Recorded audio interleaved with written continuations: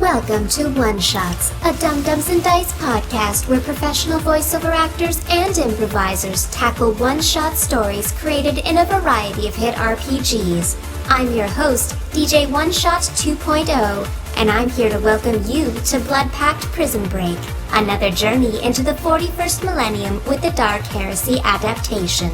This arc features our GM Ryan LaPlante and players Tom McGee, Tyler Hewitt, and Laura Elizabeth, along with special guest Del Borovic.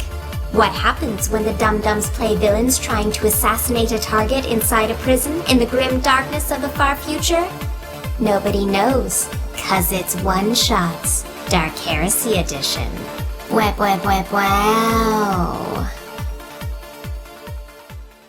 In the grim darkness of the 41st Millennium, there is only war. And it is spread throughout the galaxy, but we are going to be focusing on a smaller part of the galaxy, the subsector known as the Sabbat worlds. Not just a world, not just a system, but a subsector of planets that have fallen to the ruinous powers of chaos after the martyrdom of Saint Sabbat, who received either 44 or 66, I can't remember, but it's a significant number of wounds while being slaughtered by the forces of darkness. But in a time of growing hope, the Imperium declared a crusade, stationing millions of guardsmen, thousands of ships, and tens of space marines being sent in to reclaim the worlds in the name of kind of the Imperial hope. Over time, the crusade made some gains battling against the forces of the great Archon Nadzibar, before Nadzibar fell at the Battle of Bauhaut alongside the War Master Slato. Or no, War Master, Slato, Macross new guy. Slato died. But we're not actually here to talk about the Imperial forces. We're here for the other side of the conflict. The forces of the consanguinity, or the sanguinary worlds. The blood-drenched forces of the Blood Pact. The servants, highly militarized, cornate cultists serving the new Archon Erlock Gower in his brutal battle to bring the true calling of chaos to the forces of the Imperium. For you, it is a holy war, not in the usual sense of charging at enemy lines, swinging around swords, and just screaming blood for the blood god, but an official military crusade, organized, brutal, to bring a terrifying truth to the rest of the galaxy, that the Emperor is not a force for good. The Emperor is a fifth brutal chaos god.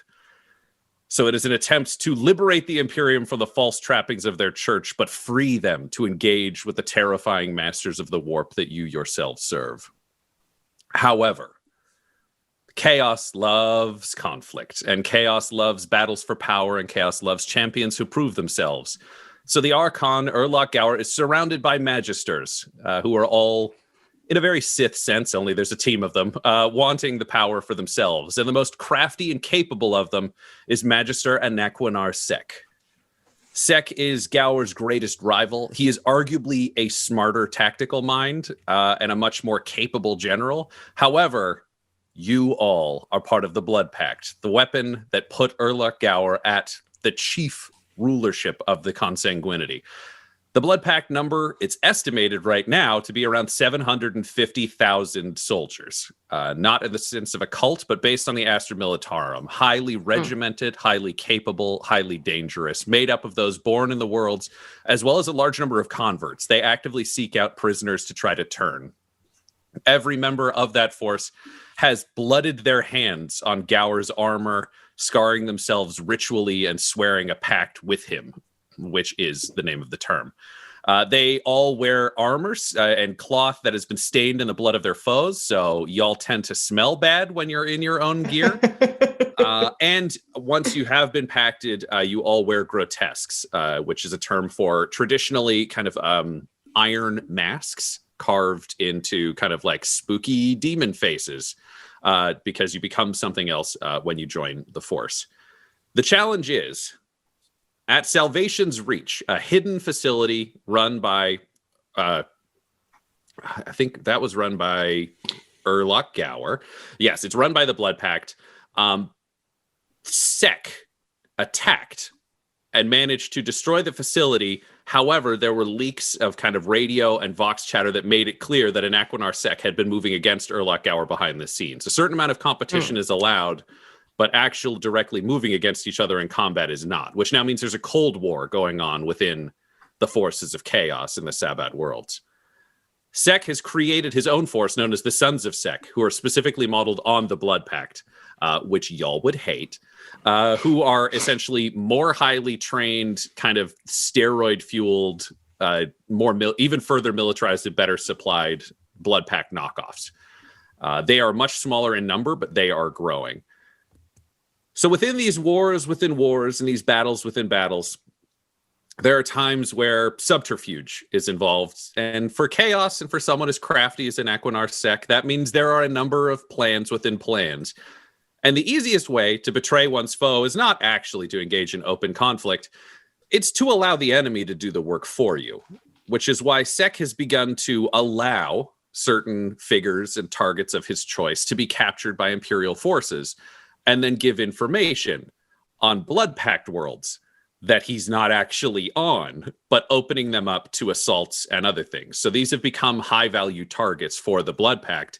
And Erlach Gower may be a guy who really just loves murdering everything in a military sense, but you don't take over this many of sanguinary worlds without having some level of cunning, which is why the 4 of you are being sent on a mission. All 4 of you are high-ranking, loyal Blood Pact officers. You've all been promoted. You are all members of what are known as the Death Brigades, but the deadliest, most trusted shock troops in the Blood Pact. You have been given a simple mission, taken away from your squad, taken away from the front line. You are being sent to an Imperial prison, where you will be entered as prisoners. Because of this, you've had to pay a pretty horrifying cost for yourselves. You've had to abandon your grotesques for the first time since you'd put them on.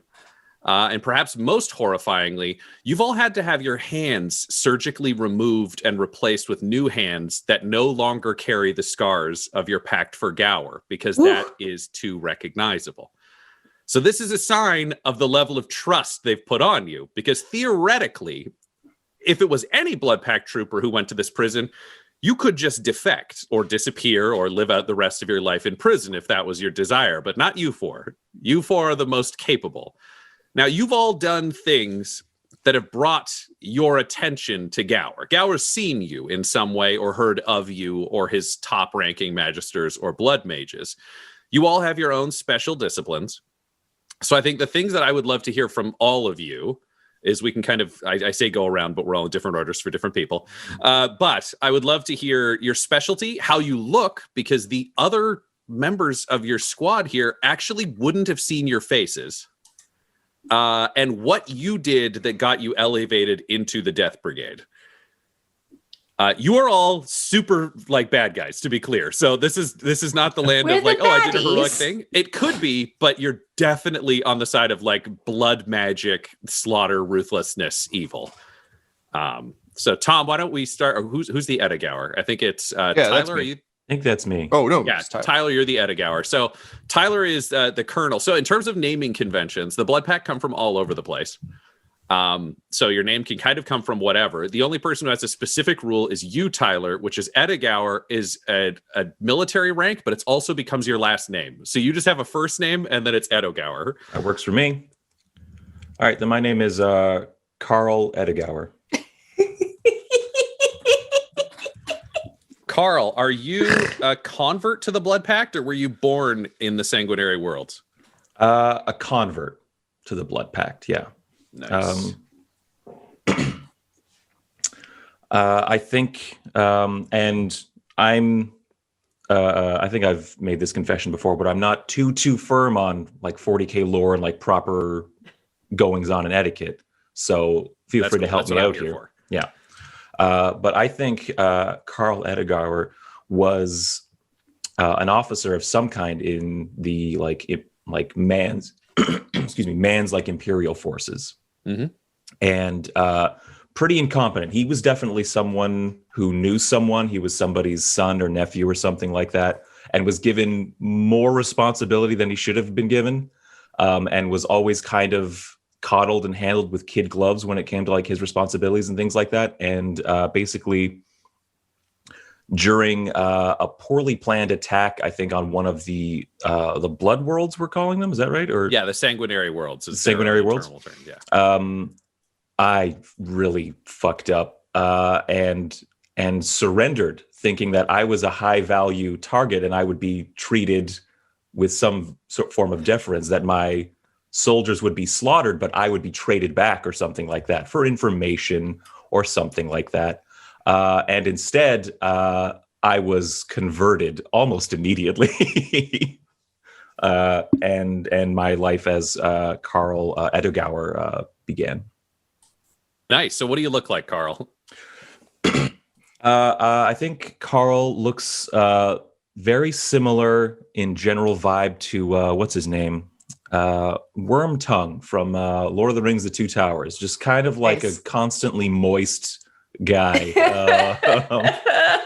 Very, very pale, sallow skin, baggy eyes, and like long, unkempt hair. Yeah. Awesome. So I think he looks like he hasn't slept ever. Perfect. Yeah, very Nice. Blood Pact. Okay, perfect. Carl, your grotesque, I'm going to say, would actually have been made of gold. So you may be the most offended by the loss of it because the quality of the masks kind of increases you're promoted. And it sounds like based on your history, the Blood Pact would have been most interested in you as a training officer. Okay. Because they're, with the constant flow of recruits and their constant combat losses, they do actually seek out people who, even if you're not a brilliant commander, if you can inspire troops or manipulate troops or intimidate troops and create capable troopers, they promote really rapidly and they tend to kind of move people up the ranks. So that absolutely feels right to me. Do you have a specific kind of world that you think you would have come from? This can be a really rough ballpark. Yeah, I feel like based on what I just told you, my homeworld on my character sheet being Sabbat worlds probably isn't accurate anymore. Nope, but we'll make it up. Let's say we'll say that it was the Royal Volpone. Okay. Who are, think of them as like a very British kind of like blue-blooded style regiment of like everyone keeps their uniforms perfect. Like it would really play into your ability to do that. Okay. They're capable as a regiment, so it doesn't mean you're like a slouch in combat, but they would definitely have the possibility of having like some not so great officers. Okay. And surrendering would be a real oopsie if you had done that. I think after Carl, who would be the one leading this mission, let's go over to Dell as the demonologist on the team. So Dell, tell us about your character. Okay. My character, her name is Vesnia Rex. Nice. It's my make-believe name. But so she's a demonologist, and should I go with looks first or background? Whichever you want. So I guess her background is that she was probably from a small random world that then the Imperials came to kill Xenos on. So she ended up getting rescued, but like rescued in the conscripted way. Little air quotes. Yeah. Yes. So she ended up becoming like a super gunner person, like sniper, and part of one of those groups, but that she never kind of fit in, and she always had like weird vibes about everything. And one time when she was out fighting with that group, that she heard voices and a rift opened and demons came out and killed everybody in her group but her. And that she talked to it and like communed with it and was the only one left there. And that the demon basically made her, she ended up following to the rest of the Blood Pact.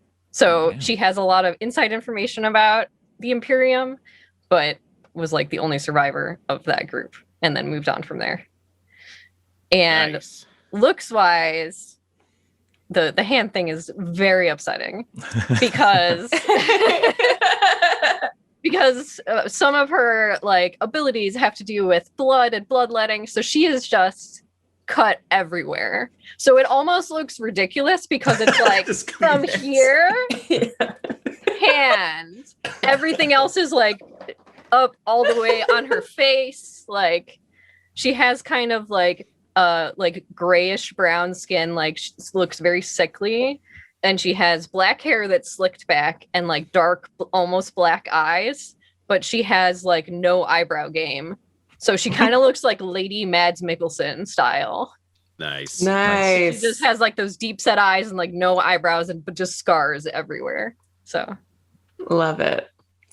All right, and then we'll cut over to our heretic, which is Laura. So tell us about your character. Yeah, that's me. Oh shit. Okay, I think my name is Flinch. Oh, I like that a lot. And I think it's honestly just because like I think I grew up in this like blood. I'm sorry, I don't know any of the terms. We'll call them the Blood Worlds. It's an easy way to remember it. You're from there. You can be casual. I think I grew up there. I think my parents were super techie. I think they probably like, I don't know. They probably were turned somehow. I think they had an encounter with chaos and were just like, well, we're going over, folks. And I just, happened to come along as like a little baby. So I think I'm basically like kind of career, like, this is all I know. And so this is right. That's pretty much it. As is true for billions of people inside. You know what I mean? So yeah, no, this is all you would know. So you're technically a member of the Dark Mechanicus is what they're referred to, which is the chaos fueled one, where you don't have rules in the same way. You can make whatever you want. You can build the warp into technology. You can experiment with things that are beyond the ken of the Imperium. What do you look like? I look like, I think Flinch is pretty small, which is why I think she basically got into like the tech stuff, because they were like, oh, we need a place for her, and like she's like not very good at like holding up a big weapon. So let's make her techie. She'll be useful that way. So I think she's probably like 5 feet tall, kind of, I think has like basically no hair. Is like, just kind of has that like weird, like stubble hair. That's like all fallen out. Probably from like all of like, just like the cutting and like the rad exposure and other things. Just like all of like she looks like she's been exposed to radiation and should probably be dead. So I think she has a whole bunch of like healed like scars that were like sores like all over her. Cool. And if you had to do a celebrity comparison, who would be your celebrity of choice? What's his name? Toby Flanderson? No. Toby Jones. Talking like little British guys constantly the villain things. Yeah, Toby Jones. Toby Jones. He played he was MODOK and not MODOK. He was one of the villains in the second Captain America movie. Yeah, he's the guy who ends up inside the computer. Yeah. He's great. And are you thinking what are Flinch's pronouns? Just so I'm sure on this. Oh, she, her. Great. Yeah. Even funnier with the Toby Jones comparison. I love this character. And then last but certainly not least, Tom as the glorified of the team. Tell us about your character. Yeah.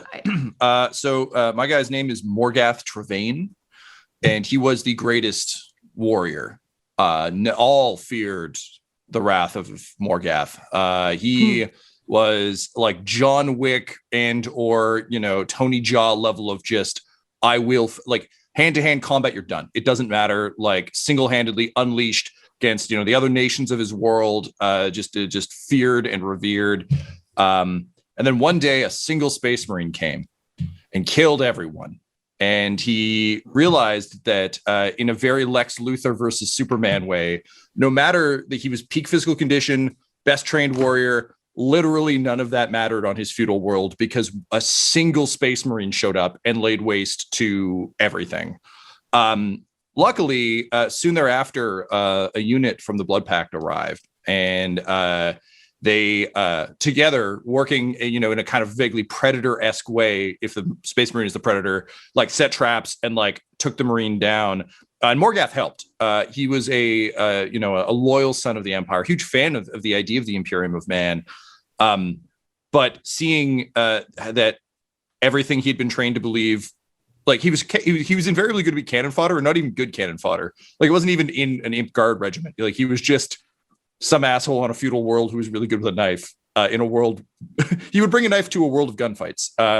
So he hopped in there, and he wasn't able to get like the killing blow or anything, but he definitely like landed a blow, which the unit respected. And so upon hearing, not only were they able to take out the Space Marine, but also their belief that the Emperor was merely one of several gods made a lot of sense to Morgath. You know, he was like, so wait, we could be using 5 knives, and we've only been using 1. That's really stupid. And everyone I know thinks we should only be using 1 knife, and I hate that. He thinks of knives a lot. So he signed up immediately, and he has been a fucking kid in a candy store ever since. He is so happy. He's like real like chill now. Like he's just like, he's still a murder machine, but man, the world, the whole universe makes sense to him now.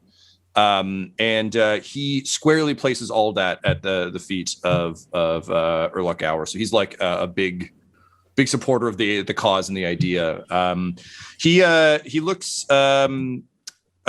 he's got he basically looks like doesn't just basically look like he's Owen Wilson as Hansel from Zoolander. So kind of stringy blonde hair that like Owen Wilson knows. He is gorgeous under the mask, but he has not taken that mask off since they gave it to him. It's his favorite thing. So it's really one of those, like, you know, everyone's taking it off and they're, you know, all like hideous and scarred, and like he takes it off and like shakes his hair out. And it's just really bummed. It's just devastated to not be wearing it.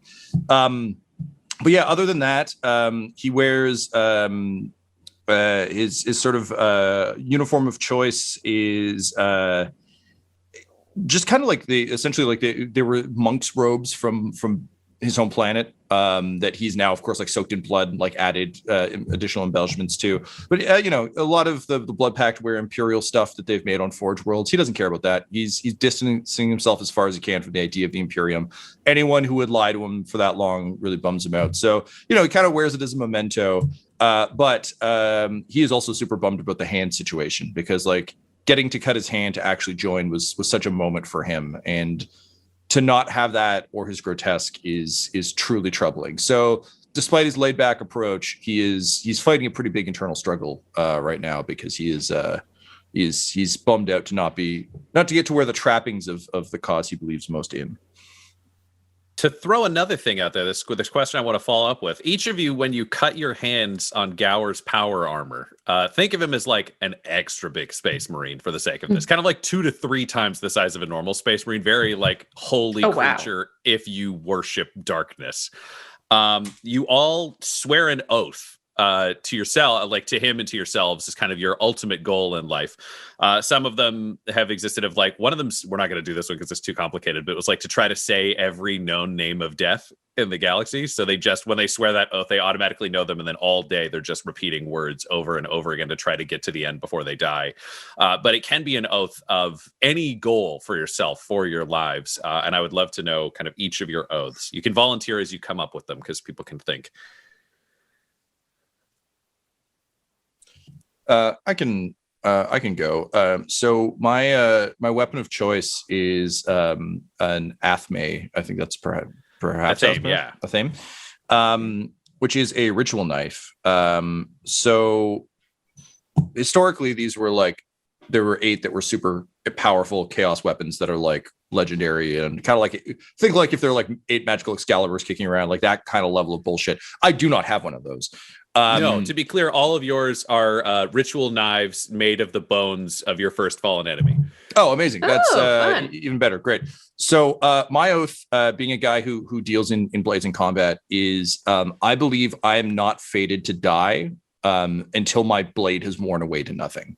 So with each kill, with each attack, with each time I'm like damaging something, you know, bits and pieces come away, but in vaguely an Achilles-esque way, like I'm just full conviction of belief that when my knife has worn down to nothing, then I will die. But until that day, I'm invincible, because there's still knife to use.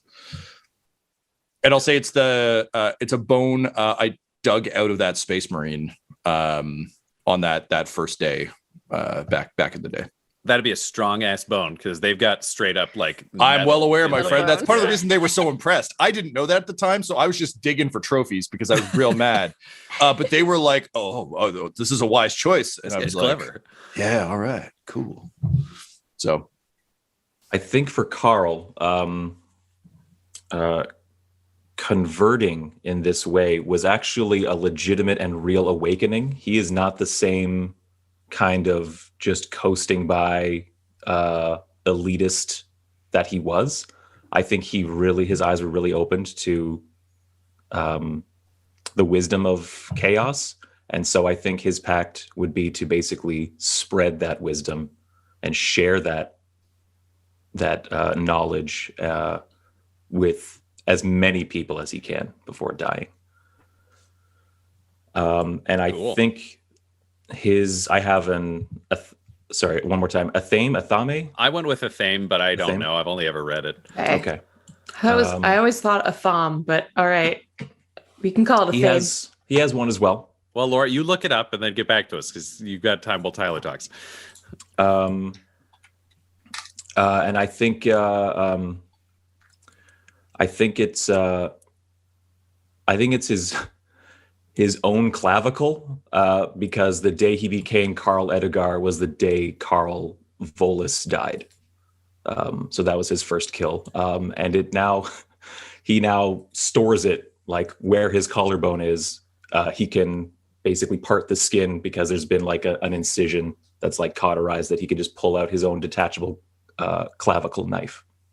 Nice. All right. That's awesome. I hope it's good.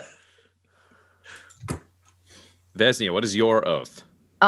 So I think hers is similar in like wanting to convert people, but I think it's less about like, I think it's more like if you feel like you have seen the afterlife and then you're telling people like there is one, like it's that sort of like there is more to be known than what you see. And like I get that everyone is blind and can't understand that, but like there is more in the world than that.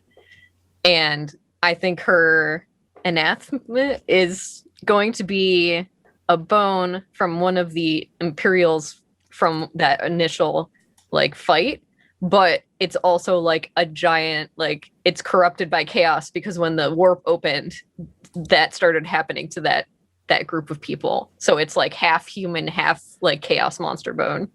Nice. That's really cool. And last but not least, we have Flinch. Do you have a pronunciation for the word? No, there's both. There's a thame, a thumb, and athame. They're all One for each All of right. us. We're doing our own thing.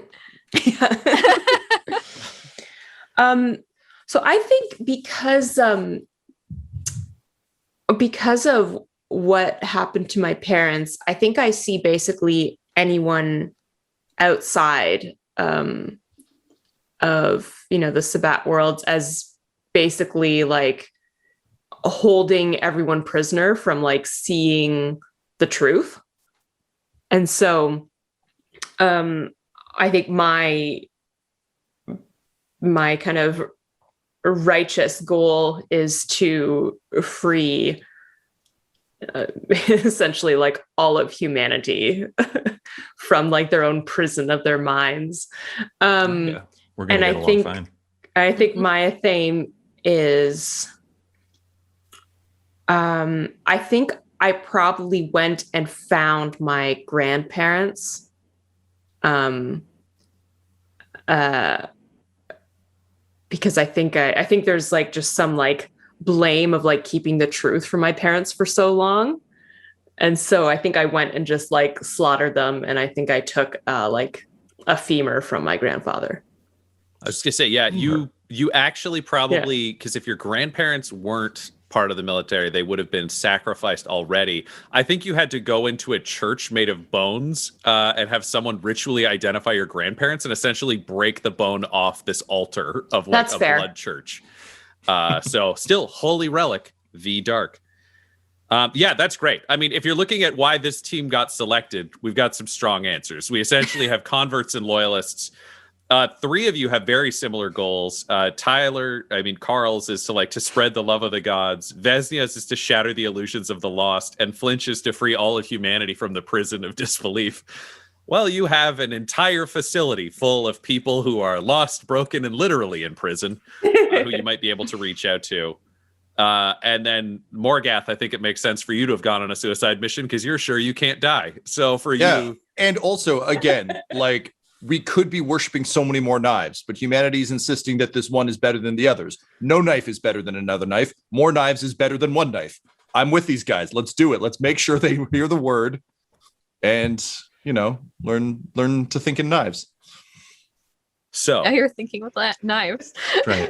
What this is all about. Now you're thinking with your knife.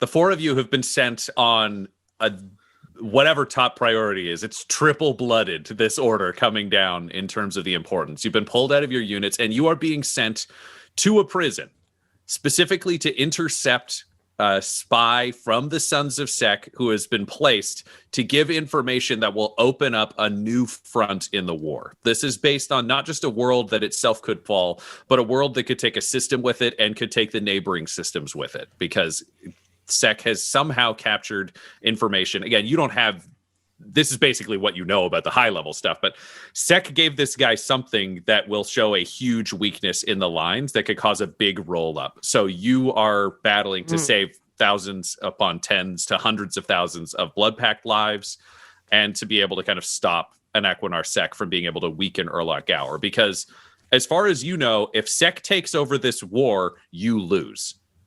There would be no belief in the Blood Pact that Sek is more clever than Gower. So no, this is a subpar commander doing dumb shit, so you have to go in. Your first priority is to kill the target. You need to eliminate this person. Your second priority is escape.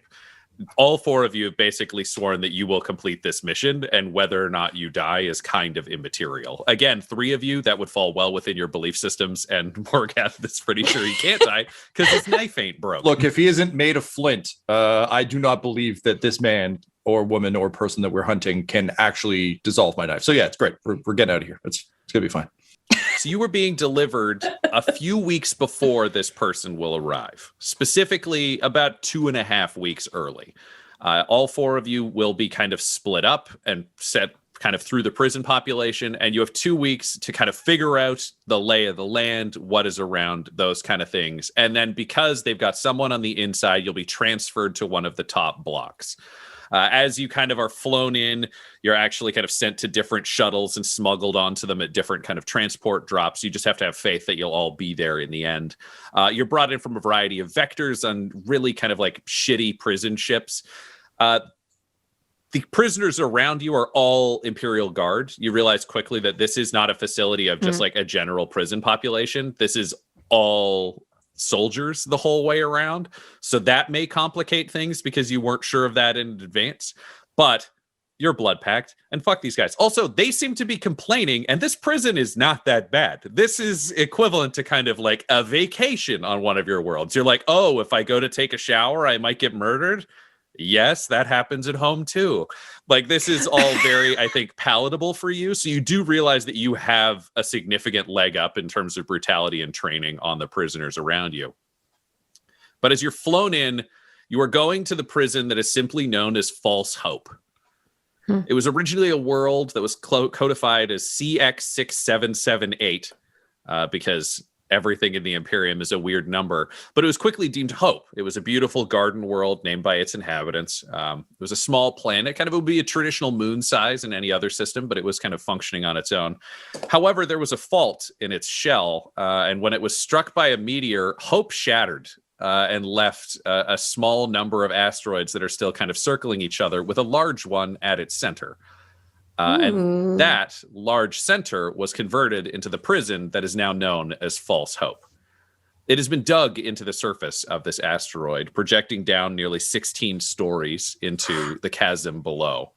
To give you a rough idea, you're looking at essentially like the rectangle version of a cylinder extending into the earth.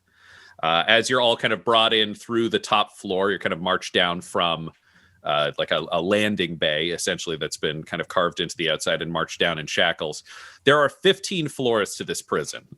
There are that extend down into the earth, each of them essentially a square with kind of a cross pattern through the middle of walkways, but it's around the edges are all kind of the cells. The bottom 13 floors, they're just to kind of mass population cells. All of the interesting parts of the facility, due to security reasons, are in the top 2 floors, known as kind of like Aleph or Alpha and Beta, or what I'm going to call them for the floors. So you all are sent to your separate cells spread throughout the facility, and you have 2 weeks to use your various abilities, because again, this is a team with a variety of abilities. I was going to say Carl Edegauer, who's been sent, he's the talker of the group. The best at kind of lying, deception, negotiation, actually being able to interact with people from his history. So that's kind of his specialty. Vesnia, obviously, you have the power of the warp that you can bring to this as time goes on. Flinch is a heretic, meaning Flinch is if you need to open a door that is locked, if you need to affect technology, if you need to change programming, that's Flinch's purpose. And Morgath is glorified, meaning Morgath has been affected by the Chaos Gods and has clearly achieved some levels of blessing beyond merely mortal. So Morgath is a killing machine. Morgath is the heavy hammer that is kind of brought in to solve the problems that can't be solved in more subtle ways. You do have some advantages going into this. However, all of your advantages come at cost. And the early advantages, the cost is it will reveal that you have things you shouldn't. Each of you has your athame, which is your kind of ritual bone knife, and they have all been bloodily inserted into your bodies. So obviously, Carl, you've got yours at your clavicle where it's kind of sealed in. For the other 3 of you, it's all in the back of your calf. So if you reach down, you will have to essentially sever the skin above your ankle, and then you can pull the bone knife out. The problem is you can't really put it back. So once they're out, they're out. However, you do have a knife in a prison that is very good. And I will say I went through, and these are upgraded knives. These are not just, oh, somebody comes at you with a knife. You guys have better knives. You also have a series of abilities that are very powerful, but have costs once you reveal them. Flinch, you have a full mechadendrite that'll help you be able to move. Yours, instead of the traditional kind of clean little Doc Ock arm that you see for a lot of the Adeptus Mechanicus, yours weeps kind of like a black ichor, and it's also covered in like twisted bits of flesh and muscle leading up to it. It has also been inserted under like a sack of fake skin in your body, but once you reveal it, it's out. Also, it stinks. So it is very useful, but you will not be able to hide it. Cool. Yeah, I think it's like kind of folded like down my back. Yeah. And Vesnia, if you use any of your warp gifts, you know there is an astropath somewhere on this station. They will know that a warp gift has been used. Okay. That will be a very, very big red flag for this kind of prison population. You'll all realize as you're brought in that you're only seeing loyalist forces. This is clearly for bad actors in the Astra Militarum, which means they also won't have a ton of defenses against warp abilities. But if they find out, they will have all the traditional defenses of, the entire Imperial Guard. So you're all kind of taken in, you're put on your cells, you're all in the lower bowels of the prison, and you have 2 weeks before you'll be transferred up into the beta floor. So you get a chance to kind of go around and do that. Every morning you hear, I'll give you some just like general stuff. Every morning you hear the colonel who is in charge of the facility, who's Colonel Victor Draven. He gives speeches. It doesn't take you long to figure out this guy's an idiot, because every morning it's like, all right, so it's time for us to do our prayers. Everybody's here. This is great for the Emperor. You're all scumbags. I don't know, pray good. I'm going to hand you over to the arbitrator. And then there's arbitrator Blunt Lively, who is, this guy seems as capable as Draven is incapable. Like Draven feels like the frontline officer that they probably didn't want around. So they gave him a prison in the middle of nowhere he couldn't fuck up. And then they put a hardcore, Adeptus Arbites tank next to him. So you see him occasionally patrolling. He's in the traditional kind of like Judge Dredd uniform with, the full combat shotgun and a cyber mastiff. And that is worth noting. Ooh. So that is, if you picture like greyhound or larger sized metallic dog with chainsaw teeth, that kind of strolls around with him. Anything else in the prison? This is where we're going to have some fun. You guys get to spend 2 weeks doing research, which will deal with some die rolls kind of based on your skills or based on what you want to look into. So I would say each of you kind of gets some time. I'll give you one roll and then we'll see if two is something that feels valid. But yeah, maybe one for each week. Feel free to choose of your skills. This doesn't need to be like an intellect roll or that kind of thing. I would say choose, if it's a combat skill and you want to learn things, you can just stack cunning on it instead of using your traditional kind of combat characteristics, or however you want to sell it. Kind of what do you want to know about the prison based on your expertise? I would say, Carl, I'm just going to keep picking on you because technically you're the leader. So what do you want to know first? Because it feels like you'd be the most decisive in terms of your planning. I just want to make sure I understand the situation so far. Is that we're in a prison run by the Imperials, right? The Empire? Yes. Okay. And the mission is to intercept the Sons of Sek, who are not in this area yet. No, they are sending a spy who will be here to be interrogated in about 2.5 weeks. Okay. The spy has already been captured or whatever and is being sent here to be interrogated. And Correct. He's got information that will like punch holes in our defenses in a major way. Correct. So he has to die. Got it. Okay. Yeah. So your job is to essentially break out and be able to get through the prison to kill this guy. Yeah. And or try to get away afterwards. Yeah. Okay. Okay. So the things you'll know in question, advance. actually. Oh no, go for it. What questions do you have? I just was curious what information that we're given. Do we know that there's 3 other people in our group going to be there, or do we not know that? Or Yes, you guys have all served together. I think you were all probably within the Death Brigade, some of the higher ranking officers in one kind of specific regiment of the Death Brigade. So you would be used to Carl being in charge, and you would all have been kind of in the command squads kind of thing. Like the rest of you are probably ranking somewhere between like a Sirdar and a High Sirdar, which is the equivalent of like a sergeant to a lieutenant. So this is definitely a handpicked of like, you're all experienced, you all trust each other, you all know you're going, you've all had the same briefing. So you know when you get back together, you kind of know where you're falling.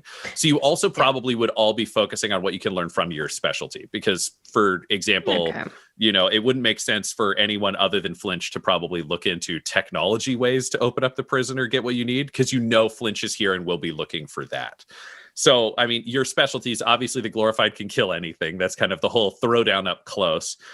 In terms of Vesnia, you might be looking for, because your demon powers are generally based off of getting blood or things like that. It might be ways for you to either find victims or find ways for you to be able to kind of get access to the astropath, because that's kind of a clear weakness.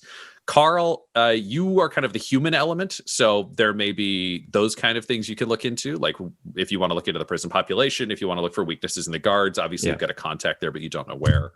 And then Flinch, you've got the kind of the tech side of things. Whereas for Morgath, it could literally be like, who do I want to kill? Like, there's all those question marks as well. Who to kill first? Yeah, I would be very keen to kind of destabilize the prison, probably through a prison riot. So I would want to know if we have traitors to the Empire, deserters, anything like that.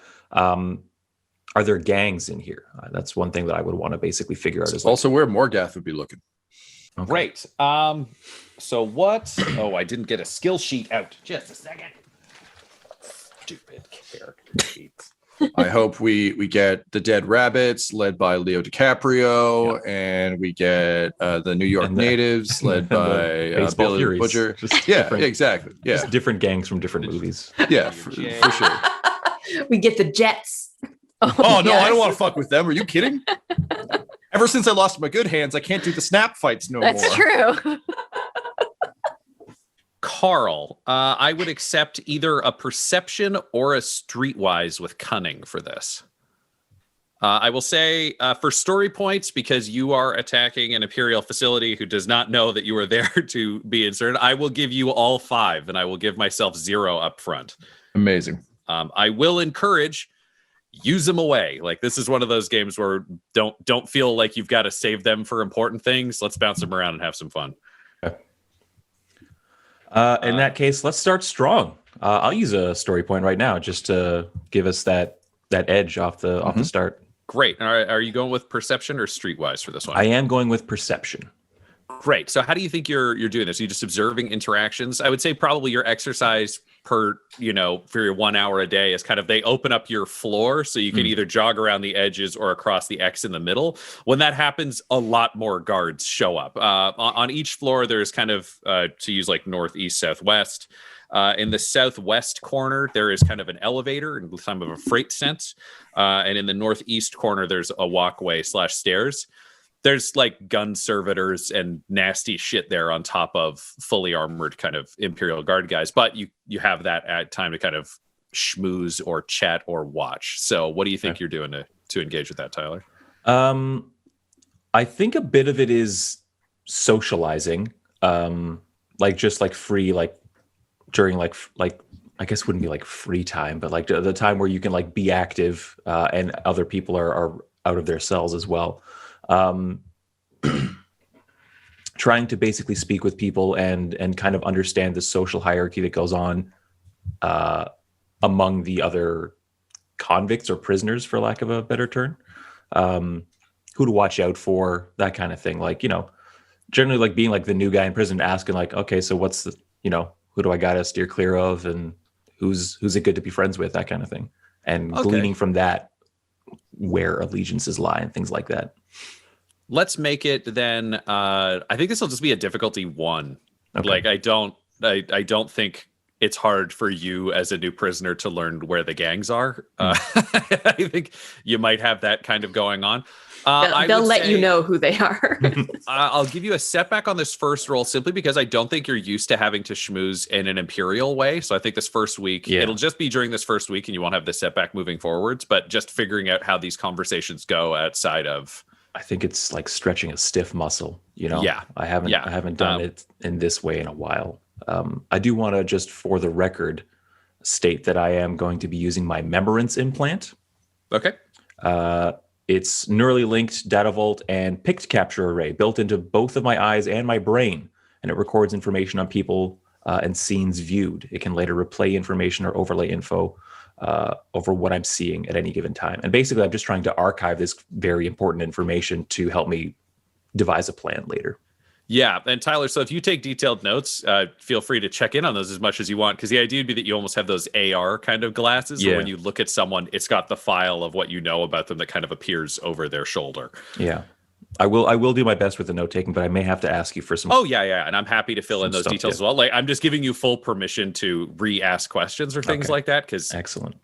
We may on good rolls even be able to give you functional numbers on examples as though it's a percentage where you would know things. Cool. But yeah, so I think it's pretty light check, but yeah, let's roll for it. Okay.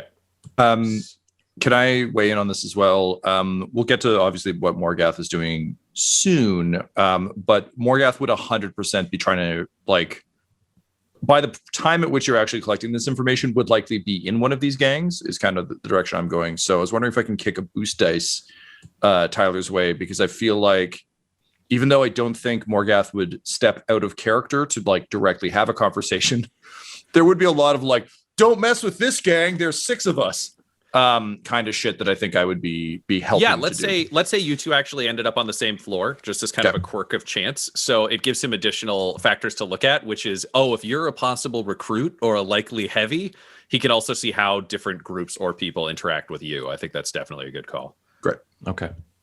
And that takes the form of 1 boost, is that right? Yep, 1 boost. Okay. All right, I have my dice pool assembled. Let's see how it plays out. Interesting. 1 success, 8 advantages. Fair enough. So you succeed. So because it is a prison, but it's also a relatively small prison with the Imperial Guard population, who tend to be a little more regimented. You do discover that there are essentially 3 people running the primary gang at kind of the heart of the whole facility, who are known collectively as TKO. It turns out their names are Tillerson, Cato, and Olaf. And they are 3 kind of former stormtroopers who have all kind of agreed to work together and run the majority of the violence and kind of murder sprees within the prison. It sounds like there were several other gangs as much as a year back, but these three, through a combination of like ruthlessness, survivor skills, and some kind of connection to the guards, have been able to kind of drive the whole thing. Let's twist this then. This is fun. Morgath, you said you were going to be trying to join a gang, you figured, or get in with them in terms of violence? Yeah. There's a few things Morgath is good at other than murder, so might as well put that one to good use. But I think coming from a culture of being a warrior in a non-military culture, this is like putting on a good old pair of shoes. Like I'm back in my element, and knowing full well that in all likelihood Carl was going to want to stir some shit up. Better to be in the gang than like near the gang when that goes down. So yeah, I'd 100% be trying to get in with them as a basically what I'm looking to do is be recognized as a highly capable murder machine, so that they will be like, we want this murder machine on our team, and then I'll be on their team and just be their murder machine until I'm ready to do better murders. Okay, I'm going to say Carl, due to his massive advantage, manages to, over the course of his week, basically out somebody who's flouting TKO and kind of talking shit about them. Let's say it's a flame trooper. He's like probably 6'3", 6'4", almost like 300 pounds. Like that guy who's big enough that on his floor he can talk shit about people who aren't in the room and maybe get away with it. Carl rats that guy out to essentially to like TKO's local representative. Let's say their name is just Zick Matheson. And Ryan, just for clarification, Carl is doing the ratting out, or Morgath is doing the ratting out? Carl will do the ratting out, but Perfect. He's spending the advantage. I'm doing this for you, Tyler. I hope you forgive me. Unless you object to this, to essentially set up a situation where they need a local heavy, so they can actually ask you to go take the guy out instead of anything else. So his advantage is sped up, so you don't have to try to make introductions. Now it's just do a job, you're good. For that, can you roll me melee light, which is brawn based? Yeah, man. So that's 2 difficulty, I believe. Yep, 2 difficulty is the base. And we've got brawn and melee light. So I've got, this is tasty. Would you challenge him up front, or would you ambush in the dark? Like, what's your style in this? Despite his kind of appearances and everything else, Morgath is he's about efficiency. Like, there's no art to his combat. In watching it, I'm thinking of like, again, very much that sort of John Wick. What is the fastest, most expedient way to dispatch you? There's no flair to it. There's no like, but look how good it is. Or again, like a Tony Jaa, just being like, I'm just going to hit you as hard as I can. If you go down, great. Or even Bruce Lee, just being like, if I can just punch you once and you're done, that's ideal. I don't need, any dramatics. So I think knowing that this prison has one major gang, if it was multiple gangs, I think I'd have to call them out. Knowing that there's only one, they're going to get the message pretty loud and clear. So this is definitely just like walking up wherever I can find an opportunity to, and just dirty murder. There's no art to it. There's no honor to it. It's just make this person stop. That's pretty good. Carl, do you think you would assist with this? Yes. Yeah, I think I would sort of almost play the role of like the WrestleMania manager. Just like I just start talking about how Morgath is like the avatar of death that TKO has been looking for. Kind of just really, really going full Paul Heyman. I love it. Yeah. All right. Let's say, Morgath, for your role, then, I'm going to add a boost because you're willing to ambush during his speech, but also a setback because the speech is warning that you're dangerous. Yep. I'll totally take that. Yeah. And then let's see what happens. Great. So I'll, as the speech is happening, I'll just kind of stroll up, hands in my pockets, and be like, oh yeah, wow, hey, that's real nice. That's a real nice thing he's saying. And then just like try and rip this guy's jugular out with my fist. Yeah. You're all decked out in like classic gray prison fatigues. You don't even get a number here. They don't give a shit about you. No, that's great. Honestly, it's comfortable. Again, I'm a happy man. I'm doing what I love. Here's a fascinating situation that came up. 5 advantage to failure. Interesting. So I'm going to say you made a bad call in that basically turns out Flame Trooper has some friends who were all kind of close. So you get jumped in turn by them. I'd say you've taken beatings in your life. So it's not like they like cripple you or anything. Mm-hmm. Like you're able to kind of play it out on the floor, get a couple of bruises. Also, you're the glorified and your soak is ridiculous. So I think you are a little warp powered in a way that regular people aren't. Not that it reads totally cleanly. So TKO now has knowledge that you are a heavy because you clearly like slugged it out with this crowd. However, you did fail to beat them up. So you may be able to like play some more street cred with TKO, but the threat here is now more looming in your area for both you and Carl. Yeah, that's fair. I'll just as I'm getting walloped, I'm just like, oh damn, yeah, you guys are strong. Wow, that ow, hey, wow, okay. Just, ow, you know. This isn't how I saw my day going, man. Ow, that's my face. Hey.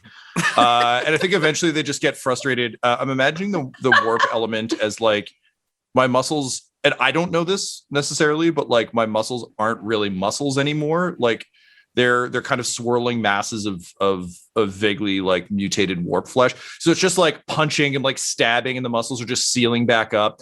And like, I don't really know what's going on, but I think eventually they just get tired and kind of frustrated. And also just this attitude, like there's no fear or there's no joy, like there's no joy for them. It's just a guy being like, oh, stop that. Hey, ow. So I think eventually it's like everyone breaks off, but it's a little bit like that guy who stole the mic to be like, Joe Biden's stealing this election. And then like no one touched him and he was kind of like put the mic down and left. So yeah, I'll just get back up and kind of dust myself off and kind of turn to Carl and be like, yeah, man, I'm really sorry. That didn't go the way I kind of hoped it would. But you think we did it, though? You think that's good? Yeah, I think we can work with that. I think you've done just fine. Yeah, all right, cool, man. I'm going to go back to my cell now. I think I'm kind of sore. Might do some stretches. All right, yeah, you take it easy. But I'll like slap him on the back and just kind of give a wave to the Flame Trooper guy and his buddies and just like... Yeah, he's got like one black eye and gives you the finger. Like that's like it's clearly like they're gonna try to fuck with you later. And I'll just be like, oh no, I guess not here to make friends. Just hands in my pockets and just like back to myself. Awesome. All right, Vesnia, you are on a floor by yourself. I'm not gonna put the other two of you together because I want some chances for some fun recon. But what are you looking for? What are you trying to find out? Okay, so the main recon is want to find out who the astropath is, so to figure out a way to disable them. And my second mode of operation is basically using the perception in general and just see if there's any latent psychers that maybe she could push over the edge and then use as a distraction for the astropath, or use them to join with us. That is amazing. Not worried about any bodies, because she knows who else is on this mission and they will make bodies when the time is right. So damn, this is all quite crafty. Okay, so you've got you're looking for the astropath, or we can probably also say information about the astropath if you end up in a situation where you can either ask around or observe, because this all takes place over kind of the first week. So let's do I think you've got demonology as a skill. Yes. And that uses willpower. Yes. Yeah, let's roll that, because I think it's as much what you know to overhear and what you can see, because I think it's also a little bit of that synesthesia thing, which is if you're looking for someone to talk to with the swirling of the warp around you, it can kind of draw you towards certain... Right. And then I also have warp senses, which is add 2 boost to any perception, but I think that's willpower, so that doesn't work. Yeah, I no, add this to this, because this is very kind of like perception based in my So opinion. How does this work with willpower versus rank? Like the willpower, there's a number on top, and then rank. So willpower is the number of dice. So of the green triangles, willpower is kind of the first thing. So you've got what, 4 willpower, I think? Yes. And you've got what, 3 rank? 3 rank. Okay, so you've got 4 green die is where you start. However, 3 of those are going to get upgraded to the yellow die. So you'll have 1 green and 3 yellow. Okay. The idea being I know you can't see them physically on your dice, but the yellow die are the standard ones just for your skill are D8s. But for things you're particularly well trained in or you have skill in, they get upgraded to D12. So your odds of success go up quite a bit. Also, you can only roll a triumph on an upgraded die. Yeah. Okay. So there's no way to get like a crit without On a which is green. Interesting. Also worth noting, story points, if you want to spend them on your die roll, are used to upgrade those greens to yellows. So if you find yourself in a situation where you mostly have green and you're kind of fucked, great time to use a story point. However, every time we spend a story point, it flips, and then Ryan has one he can spend to turn our purples into reds, which are the evil version of our yellows. I see. All right. For this one, I'm gonna say this is because the astropath isn't on your floor and you're looking at the astropath. I'm gonna say this is difficulty 4. So you're gonna have 4 purples. Okay. But then I can use my perception. So blue is boost. So I had 2 more blues. Yep, you get 2 blues for free. And blues are D6s. So they're still helpful, but they're not as helpful as the rest of them. And I believe their odds of advantage are high, but their odds of success are very low. Gotcha. I am going to spend the story point that I have. So it'll be back to 5 to y'all, 0 to me. And I'm going to upgrade one of the purples to a red. Okay. Sorry. So it's like exactly the same roll, evil and good versions. No, you should have better odds on good because you should have 3 yellow to 1 green, whereas evil have 1 red to 3. Oh purple. yes, you're right. Yep. And you've got the boost. And So then technically you still have better odds here, but it's a big ask. It's a close. So yeah. Okay. All right. I'm gonna push a button.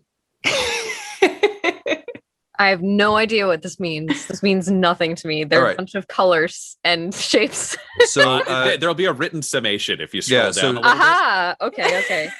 It's also confusing because it tells you the dice rolled, which doesn't help. But beneath that, exactly.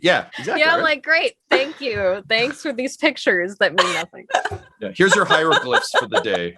Okay, so it says I got 3 successes, 6 advantages, 3 failures, and 2 threats, which means 4 advantages. 4 advantage. Net. Okay. All right. Okay. Okay. So you didn't this is the fun of this system. Yeah. What I'm going to say is you don't succeed in finding any information this week. However, you do discover that there's an incredibly latent psyker who is a janitor. Think of like a jittery kind of oh man, what's the guy's name from Boardwalk Empire? How can I forget his name? He's Steve Buscemi. Steve Buscemi. Yeah, Steve Buscemi. Think of like a jittery Steve Buscemi type who does a little bit of like muttering to himself. He's always hunched over. His name is Torch. Wedding singer Steve Buscemi. Yes. Or Final Act of Armageddon Space Madness. Yeah. Oh no. Yeah. There's so many options. So he's got more freedom than a lot of other people here. You feel like he's probably been around from what you've heard for like as long as this prison has existed. He gets to buff the floors. He's clearly harmless, but like muttering to himself, not quite stable. He's not a latent psyker in any way you would find interesting, but there's just enough of something a little bit off or a little bit hollow in him. Yep. That you like strike up a conversation with him and he starts to kind of like you, like maybe he drops off a library book or something. Yeah. You get the feeling you could ask him things about what's happening in the higher floors. So you might be able to get astropath information, during your second week, but you don't actually have anything right now. Great. So he'll make your next check easier, but doesn't kind of solve all your perfect. And because just the way that my character is, while meeting him, she wouldn't be just friendly. She would be like, I was sent here from beyond. I've been waiting for you. Yeah. Do you want like a book? Books are full of knowledge, deep knowledge that I can give you. Do you know riddles? I like riddles.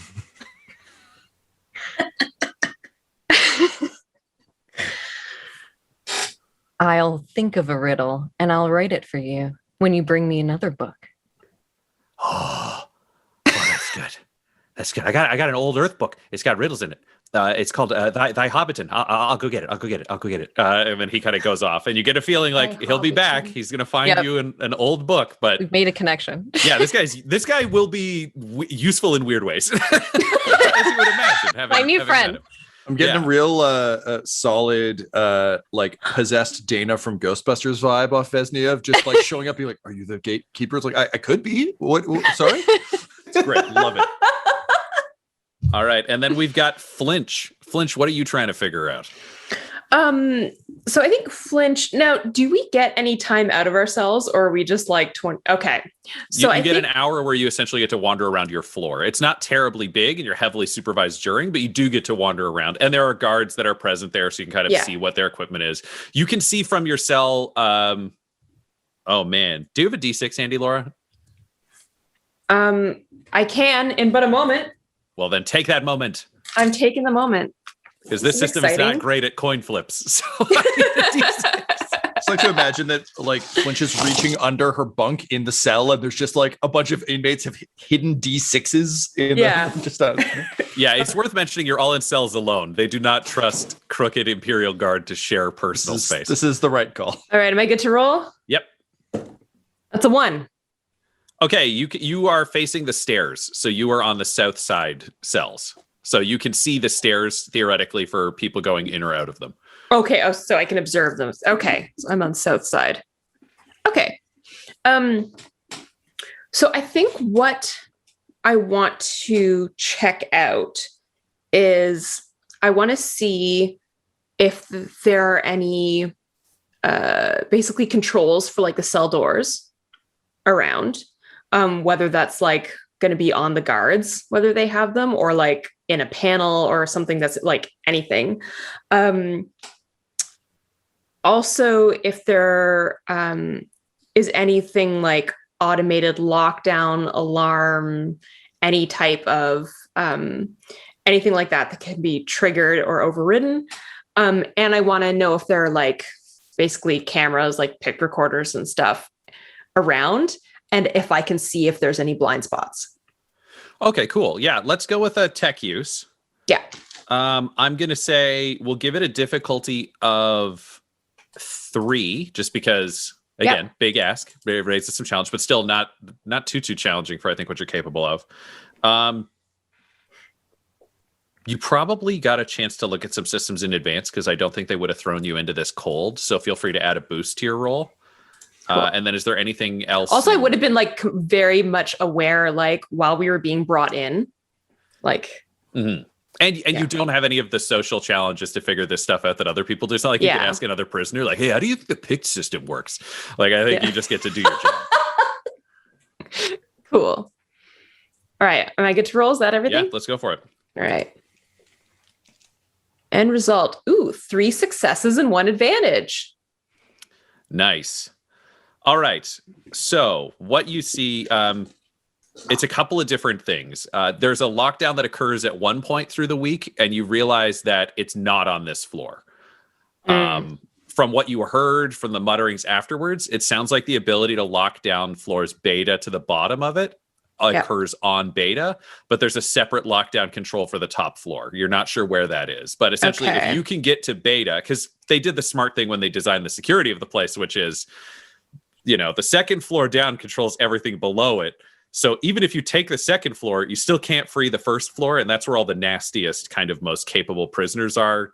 That's where kind of the scary stuff is. So, so the controls for alpha, like just for alpha are on the alpha floor. Alpha's got its own controls and stuff. It's not controlling like the rest of it too. No. So beta has, it sounds like there's some kind of security room or something you would imagine where if you can get in, you could theoretically pop the cells the whole way down and kind of override their own individual controls. In terms of the security, you realize there are physical keys that the guards carry that allow them to open cells or doors. It seems like they're kind of their own floor active. They also have strange kind of like cylinders with chips hanging in like a fluid inside them. You see them actually use it when they go through the door to the stairs. So you realize the key opens the door to the stairs, but they always hold the cylinder out in front of them when they go through. And it's clear that there are additional security measures that you need a cylinder to get past.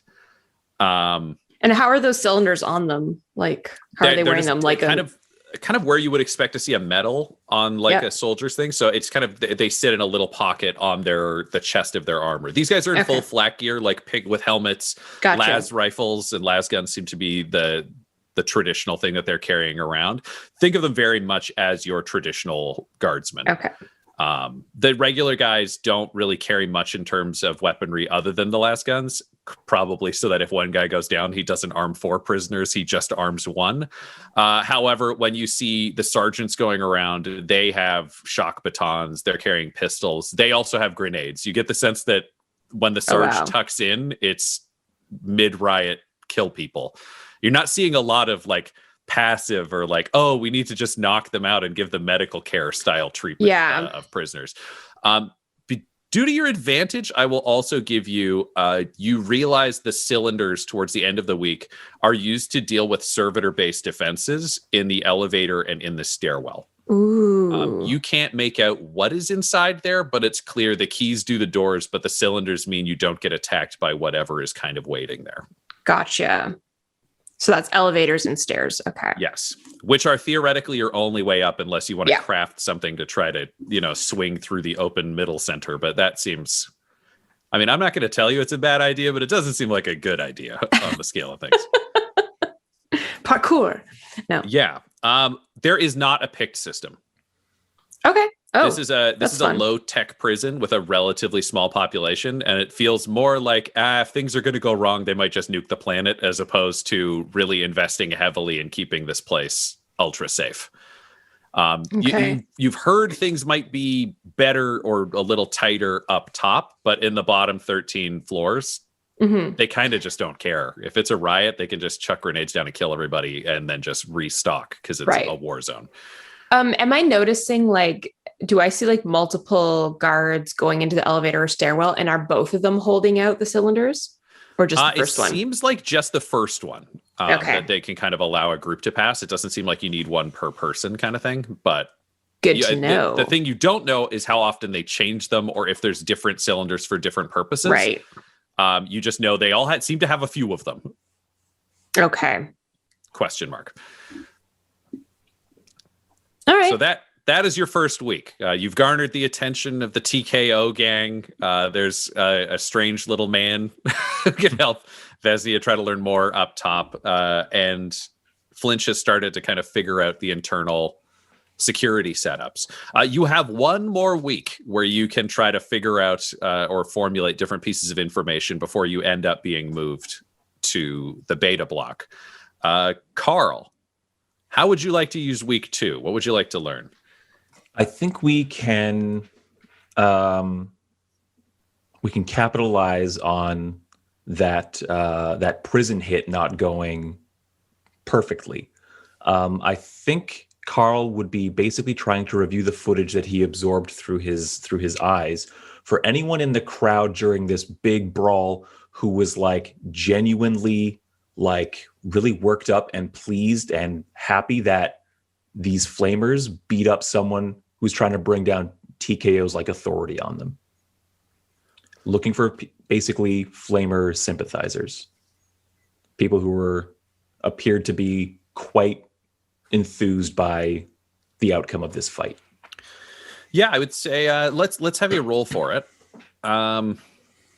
Let's just do perception again, because I think this is reviewing footage, which you fully got the ability to do. Okay. This is only a difficulty of, honestly, 1. It depends. Let's say 2, because you're probably going to want to do something with this information as opposed to just gain it. For me, I think it's a wash in terms of you're not going to have any advantages or disadvantages on this. We kind of built that into the difficulty. I think it's just, did you get something is more the question of, then can you find it in a sexier way? So right. Okay. So I'm just going to roll here then. 3 advantages. That's the net. 3 advantages.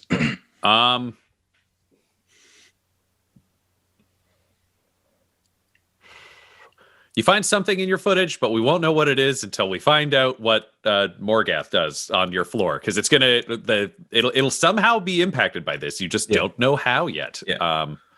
My further to this, my plan is basically to start almost like a whisper campaign of hey, have you heard that there's like some guys who are like pushing back on TKO's like muscle and like they're not getting hassled by TKO and stuff like that, or that kind of thing, to start to generate a bit of that conflict and friction between factions here. I like that. That's the ultimate goal here is if we're trying to start a prison riot, that's a pretty surefire way to do it. Give me a deception cunning. Okay. Difficulty 3, because I think it is quite possible that you can sell them on this idea, but it's also not the easiest sell as a guy who's technically uninvolved and his friend lost the fight after being declared the best fighter ever. Yeah. I think it's almost like talking backwards through it and like leading people to these conclusions as opposed to just saying like, oh man, you see that? My friend got his ass kicked. Boy, those guys sure seem strong. It's almost like I'm like upset about it, being like, we were going to make something of ourselves in the TKO, and these flamers dashed that. And just kind of like vocalizing my frustrations to kind of stir in those that are hearing me. Yeah, I think you're having this conversation at like the side of your cell, and there's just like a big kind of burly guy leaning on his bars next to yours. You know, you can't see each other, but you're talking. Yeah. He's like, you know, make something of yourself. Oh. Something good. Well, it seems to me that the TKO are the main center of power here within the prison. And you're not wrong. Now these flamers have ruined that. Now these flamers are getting the attention. Did you see the fight? Did you see my boy? He almost had 6 of them. He's TKO? There are more than I thought of them. Yes, he's TKO. And there's more of these flames than I thought.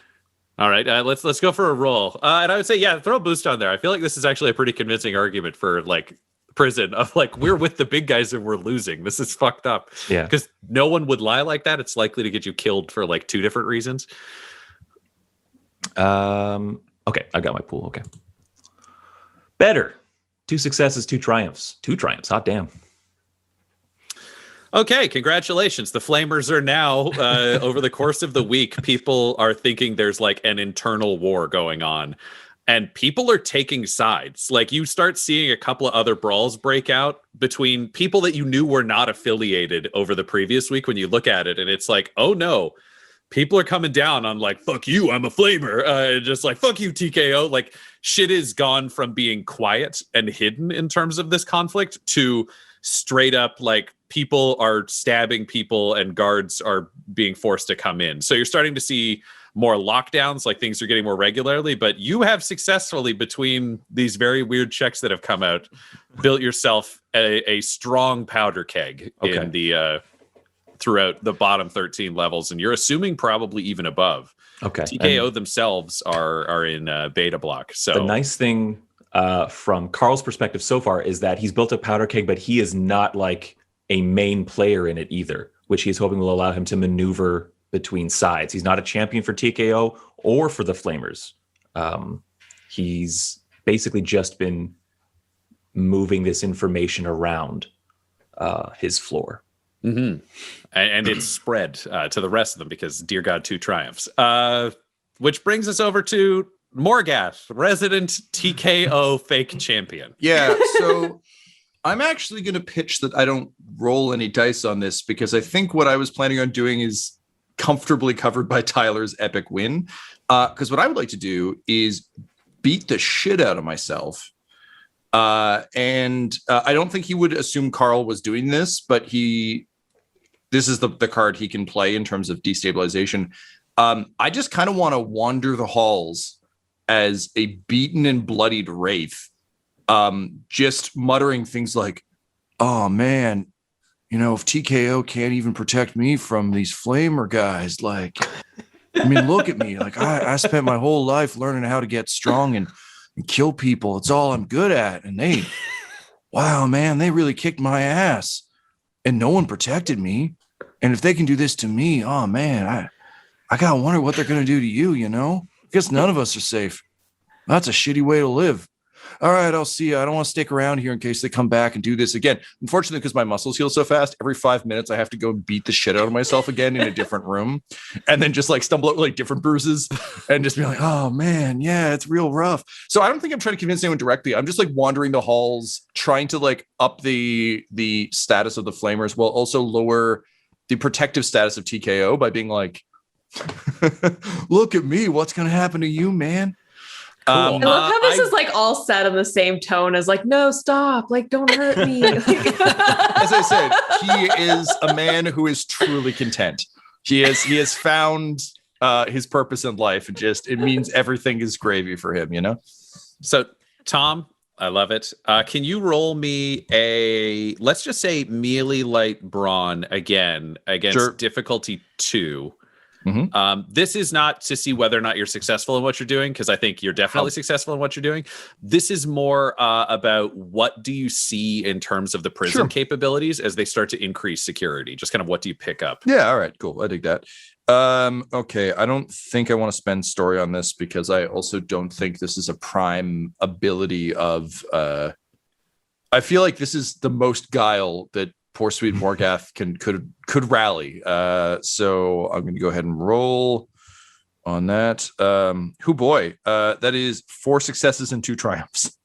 Great. Let me give you a list of your possible opponents. No, so you start. Why couldn't we ever get 2 triumphs in the Valentine Heresy? Like, never happened once. Different GM, man. Rules are different. Yeah, the dice tell me that I can't be mean. So I would say, actually, this goes even better than you would have thought, because you beating yourself up so much means it seems like to the guards, you're actually being beaten every day with fresh injuries. So you get taken pity on by a guard who you see who has a mustache. He looks like all the others, but he's just got like a little pencil thin mustache, and he just steps out and he's like, you with me. And he orders you into the elevator. You see inside the elevator, Tom, there are 2 gun servitors with heavy stubbers that just kind of cover the entrance. And the elevator, think of like a freight elevator in any building. Sure. You do not want to get shot by 2 things with machine guns inside a space that small, but the guy's cylinder kind of gets you through. And he turns to you with concern and he says, I was told that you'd be capable of taking out this person. I can't get you to beta block for 3 more days, but you're already getting yourself killed. You realize this is your contact who is smuggling you through the prison. Cool. I'll just be like, hey man, yeah, I'm real sorry. You know, I didn't want to disappoint anyone. But look, man, I got to level with you. No one down here is capable of doing this to Morgath. These are Morgath related injuries. So like, it's cool, man. You need me to stop, I'll just stop like beating myself up or whatever. But I'm just trying to not get stabbed before I go up to beta block, you know? I mean, you know what's up. And then I'll like look him up and down and be like, hey man, that's a really nice shirt. You look really good in that. That's a really nice fit. I hope you feel good about yourself. Well, I mean, thank you, but well, don't heal up. I did some medical requisitioning, so just stay injured for the next few minutes. I don't know. Oh shit! All right, man. Listen, you're gonna want to move away a little bit just so that you don't get any the Morgath on your nice threads there. 1 sec. I'll just like start bashing my head against the servitors, and then like throwing myself against the walls. So he has to jump between you and the servitors, just waving the cylinder to make sure they don't shoot you while they see violence going on. And then I'll like look at the gun and be like, oh yeah, because they got the guns. Oh yes. Man, you're not just handsome, you're also real smart, man. I appreciate that. I appreciate you. And then I will just do a full Bruce Campbell, grab the back of my neck and just flip myself. Just kind of like against the railing in the floor. And by this point, I'm roughed up a bit. And I'll be like, hey man, is that going to do it for you? You need me to like break a bone or something? At that point, just the elevator doors open and he's standing over you and there's 2 other security guys. And he's like, that's what you get for talking back to me. Let's get you into medical. And he'll haul you up by the collar. Tom, you're on the beta floor now. Mm-hmm. You can see B, just like the big B kind of spray painted on the walls. As he drags you out of the elevator, you kind of come across and you see loosely, it's mainly decorative styles, but you have kind of, between your time in a feudal world and your time with the Blood Pact, where you'd spend a lot of time, I don't know, burning churches and doing kind of dark things, you are familiar with imperial layout and the way things are labeled. So you kind of get a peek as you get brought around. It's the same square. For Beta Block, there are essentially the 4 sides of the room, and each side kind of has one thing. On the left is clearly kind of a blank slate. The energy that you're feeling off of it, because I think you could feel a little bit, is that there's a lot of death. If you had to guess, you'd be like, that's where they execute people. Like they take them in there, line them up, and shoot them. The medical wing is in the north side, which is where you're going. On the east side is a kind of like steel, kind of pretty hardcore door. Your guess would be, if you were putting security on this floor, it'd be behind that.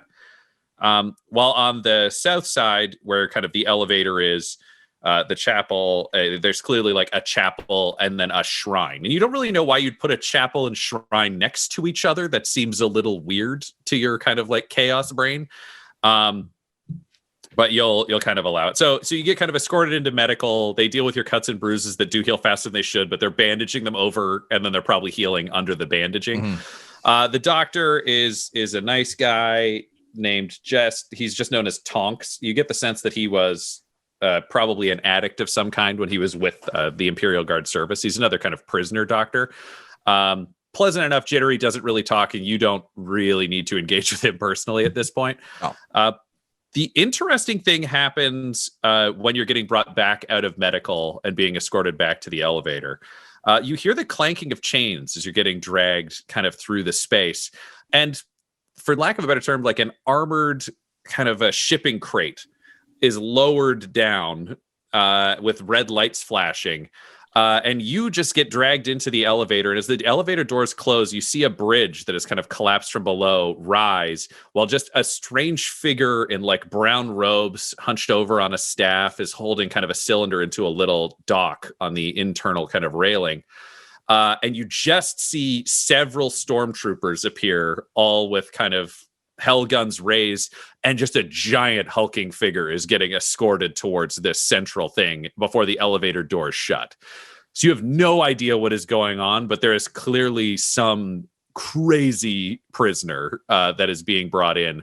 And interestingly enough, you know it's not your target. I won't say anything out loud to Mustache, obviously, because like, you know, I'm dumb, but I'm not that dumb. But in my head, Morgath is just like, oh, wow. Hey. Oh, I bet Carl would want to hear about that. Oh, damn. I should have beat up Carl. He probably know what to make of this. Oh, all right. Well, next time. We'll only do better, right, Morgath? All right, cool. We're going to do better next time. I'm scared. And he'll turn to Mustache and be like, so, you like music? As the doors close. Right, so you get escorted back. I'll give. Oh man, I got to give you like that 2 triumphs. That was like 1 triumph worth. Okay, so there's also, I would say, you're aware of a priestess who kind of strolls through the prison singing hymns, and kind of there's like forced sermons every morning now that it's closing in on a riot. She think like a Trunchbull looking lady. She's known as Sister Bruta, but everybody just calls her Sister Brutal because she is thoroughly violent, kind of dressed like a Mad Max meets Friar Tuck.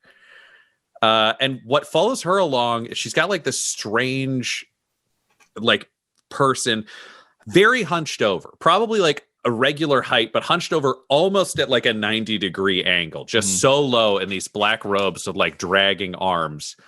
But you, because of your triumph, managed to catch that there are things dragging on the floor that most people would assume are either this person's boots or maybe something at their belt. They appear to have metal like chain hands. So you, as a force of chaos, I will say you've probably battled with some kind of imperial like religious heroes, probably an arcoflagellant. Yeah. Again, triumph.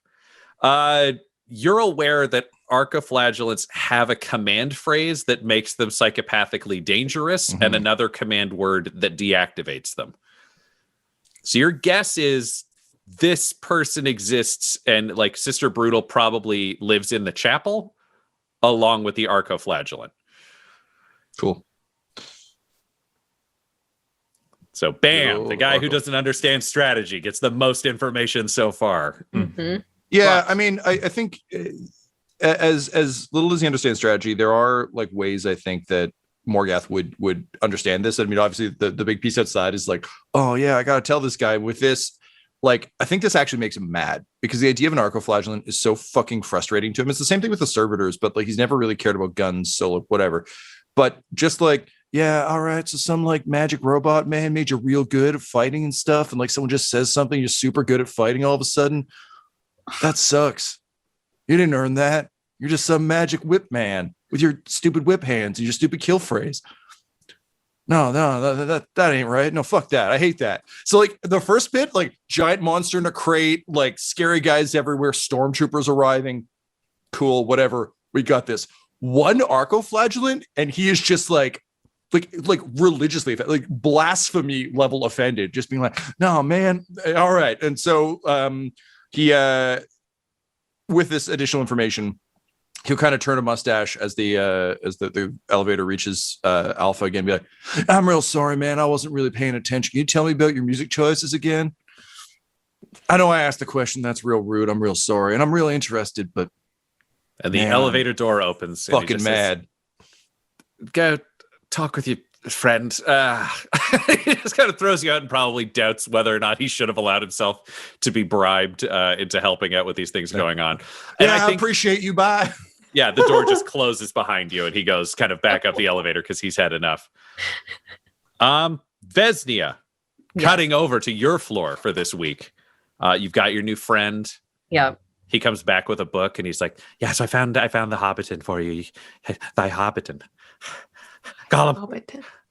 Jesus. Very, very good work. Here, I give you this. And she returns the book, and in the front cover, she wrote, blood is red, bruises are blue, warp demons live inside and love you in a heart. Oh, I have so little love in my life here. Nobody loves Torch. Oh, I know all the people who love you. You just haven't seen them yet. They're beyond your sight. It's within you. It just hasn't awakened yet. Torch has an invisible wife. Torch has an invisible wife and a new friend. Torch's marriage. So beautiful. So I do. How help friend? Friend help Torch. Torch married now. Perfect. I know how you can help me. There are other books, other papers, information. I bet you could find them for me. What kind? What kind want? Riddles? Poem? Oh, nice poem? All kinds of riddles. I need you to figure out where the astropath is. I need you to find me information about warp security in this prison. I think you could do that. You and your wife. Yeah. Lovers do lovers work. Lovers do lovers work. I'm going to let you roll demonology to see how he does when he goes away to do his job. Good luck, my friend. I'm going to say it's only difficulty 2 this time, like only 2 purple. Okay. And I'm going to give you a boost because I think with his wife and his new love, Torch has found new purpose. That's and I'm going to give you a setback. Bring because joy. People who are in love make poor decisions when it comes to their caution and paranoia. Look, it's fair. They're on their honeymoon, you know? Like no one makes good decisions on their honeymoon. Do you know what? I'm going to give you another boost because you spent him specifically for paperwork. And I think he would have the ability to get paperwork out more than he would if you'd sent him to like ask questions, but he would have access to like the astropath chambers or other things that need cleaning. So we're running with this book theme. Yeah. And then he could just get in there and look through stuff. Yeah. Yeah. So difficulty 2 purple. We'll give you 2 boost and 1 setback. Along with do I still get my boost for perception or no? Because it's him.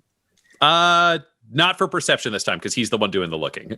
And Del, remember we have, I believe, 5 now story points. So should I use banked. A story point and then I get another, instead of a green, it becomes a yellow? That's correct. Then you get 4 yellow, yeah. Yep. Okay. We should spend these rather freely anytime it seems reasonable to do so. So is it 4 and 1 then now? Yep, 4 1. Okay. So then I have 4 yellow, 2 purple, 2 blue and 1 black. Correct. Okay, we're doing this. What are you laughing at, I Laura? have faith in the war. You are Poor yellow. secretly the greatest leader of humans. 4 yellow is just like I unheard think of. you are the emperor. Are you just corn? I just can't. I got 5 advantages and 2 failures. I just can't. I the dice don't love me. I have been there. My yeah, let me demon tell you. friend is just upset with me. I guess the hand thing is just throwing me off. It's just I'm doing my best. Well, you gave me Um, some blood, but amazing. where's your hand blood? Honestly, I don't care for this. Yep. Torch is arrested. He's caught while trying to steal you information. I love that. However, Could the rumor does filter down that Torch was arrested for trying to steal from the Astropath. So you do manage to confirm that the Astropath lives on Beta Block. So you know that that is true. Okay. That is all you know, because I'll give you that as a mini success for your advantages. However, I will say, due to cash in some other advantage, there is an influx of new prisoners, which means starting next week, when you all end up in Beta Block, you will all end up in the same cell. It is unrelated. It is just good fortune, but it means you'll be able to do all of your planning. And if you can get out of your cell, all 4 of you can go kind of act together. So there's still some narrative benefit from that much advantage. Yes. On top of that much I haven't asked that. I don't know if it's too much, but Oh, go for it. I kind of want to still have like a psychic connection with Torch so that I could use him as like a kill switch and make him like freak out. Even though I'm not by him. He is in a solitary confinement cell right Okay. now. Yeah. But I will say, do you know what I will say for your advantage as well. You know that you can sense he is in the solitary confinement block, which is attached to the interrogation cell. Okay. So you know that is on the north side of Alpha floor. Okay. So it is like, if you go straight up in north, you have to go through those cells to hit interrogation. Ryan, if I could make an offer, because I could see you struggling with, this is a lot to give you for advantage. Why don't we spend a story point to earn that information? Sure. Yeah. I think that seems a reasonable. One use of story points is for like minor Deus Exes.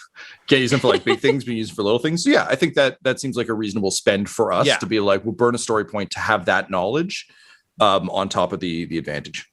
Yeah, that makes a lot of sense. Thanks, Tom. I had forgotten about that. There's so much use for story points. I didn't know about it until I was trying to figure out if Laura was going to die one time. So yeah. Essentially, you've all played different That games with one us time. before, but a story point can be used as stress. If we're looking at it as the way we've used stress in various things, it's just like, oh, I have this thing that I would reasonably have. Here's the reason why. Story point, you have it. Okay.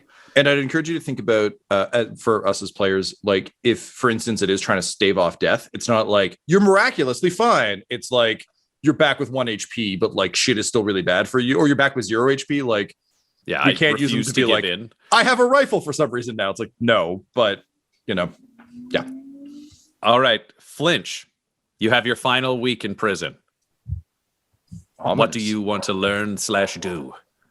The place has become a powder keg. There have been multiple lockdowns because 2 gangs that you are not really aware of are fighting.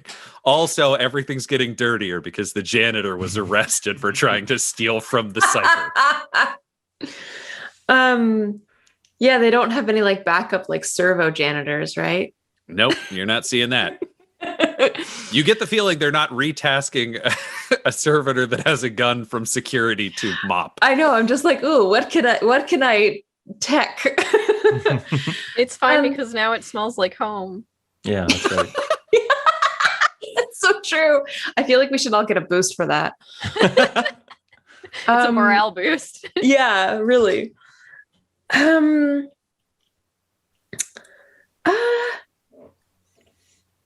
This is tricky now. Because I'm not sure what else like I can see. Like, is there anything else that I can like observe like at all that I haven't already asked for? You've observed what you can, but you could also, you could try to overhear guards about things that are happening up further in the prison. You could be asking for other prisoners what they know. Like, prisons are a rumor mill. So also, if you've got some tech skills, You could try to appeal to a guard to be like, hey, do you guys have anything broken? Do you want me to be the janitor? Like, this is very open world, but in a fun way, as opposed to a you need to worry way. Like, it's kind of like, what do you think would be cool? We'll find a way to do it with your skills. Right. I think what I would want to do is, because like, I'm sure we've now like heard a lot about like the other gangs. Like, we're now very aware of like the situation. And I think like there has to be people like around who have like thought about breaking out, who have tried to break out, who have like formulated like even some minor semblance of a plan. And I want to talk to those people, because I essentially want to like basically like, I don't know if it's like convince them to whether it's like give me like intel on like what they've seen, or like try to get them to like do a breakout so I like get more information on what's going to happen. Awesome. You ask around, you kind of have a couple of those little conversations, and you end up chatting with, like, getting brought to the cell on your floor of an old man named Smoosh is all he's known as. And when you go in, you realize he is missing both arms and one leg. So he is a one-legged old man. Okay. With like a long white beard. He's bald. His one arm is it's like his leg, you know, you can see there was burliness to the guy before that's kind of drifted away as kind of more of him's gone. And he's just like, what do you want? And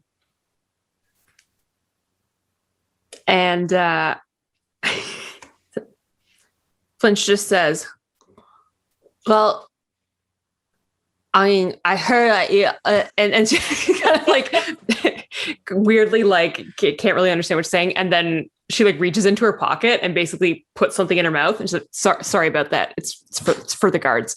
Wait, what? What's up with your mouth? Oh, the first day I was here, the guards cut my tongue out because that was talking too much, but it's all good. And she's basically like had this like. It's like she's like basically taken like metal bits from in her like cell and like formed kind of like a prosthetic that does like just for the tip of her tongue so she can talk somewhat normally.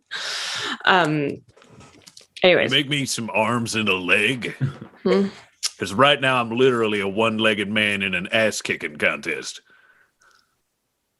Well, yeah, I mean, I think we could come to some sort of arrangement. Okay, what do you need from me? You tried to break out of here once? Yeah, it's how they smooshed my arms and my leg. That's why they call me Smoosh. Yeah, well, I gotta know. Look, there may be another breakup being planned. You want in? Well, I mean, only if it's good. I don't want to lose my one leg. This is why I'm coming to you, so that we can be like successful this time. You're like a week and a half, and you already want to take my leg? Look. We came in here with knowledge. We came in here already knowing about this place, with the plan to get out. We got ourselves caught so that we could break out. Well, no offense, lady, but that sounds real fucking dumb. You were already out. So, wait. You're going to build me a leg, 2 arms, and all I got to do is tell you how I didn't get out. Yeah, and like everything you learned. All right, I'll do it. You build me a leg and 2 arms. I'm your boy. You can take apart this bench. And he just like hops up on his one leg and points to his bench. He's like, get to work. I think basically like sits cross-legged. It's like, all right, well, I mean, can you tell me the story as I'm doing it? Like, come on. And she just starts like basically trying to like rend the metal herself. Just like. Well, let's see how this first limb goes, and we'll see how much of a fucking story you get. So can you roll me a tech use, Laura? Yeah. I'm going to make this difficulty 4 because this is insane.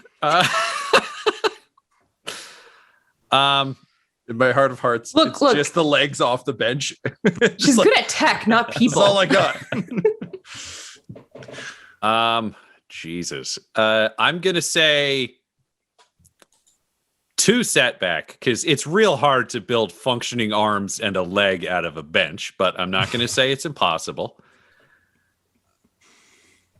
Is there anything else you would argue should be added to this check? No, I think it's pretty ridiculous too. So Great. I'm also I going want this to go great. I'm going to upgrade one of the difficulties for a story point. Yeah. that's. I want to see 3 triumphs out of this. Yes, I do too. God damn it. If the dice just triumph through this whole story, it's going to be amazing and weird. This means Corn has our back. I get to remove 2 setback dice from any tech use check. What do you get that That's knack for it. It's a Fuck, talent fine. that I have. Fine. with? Fine. Knack 2, baby. Should have given me 4, asshole.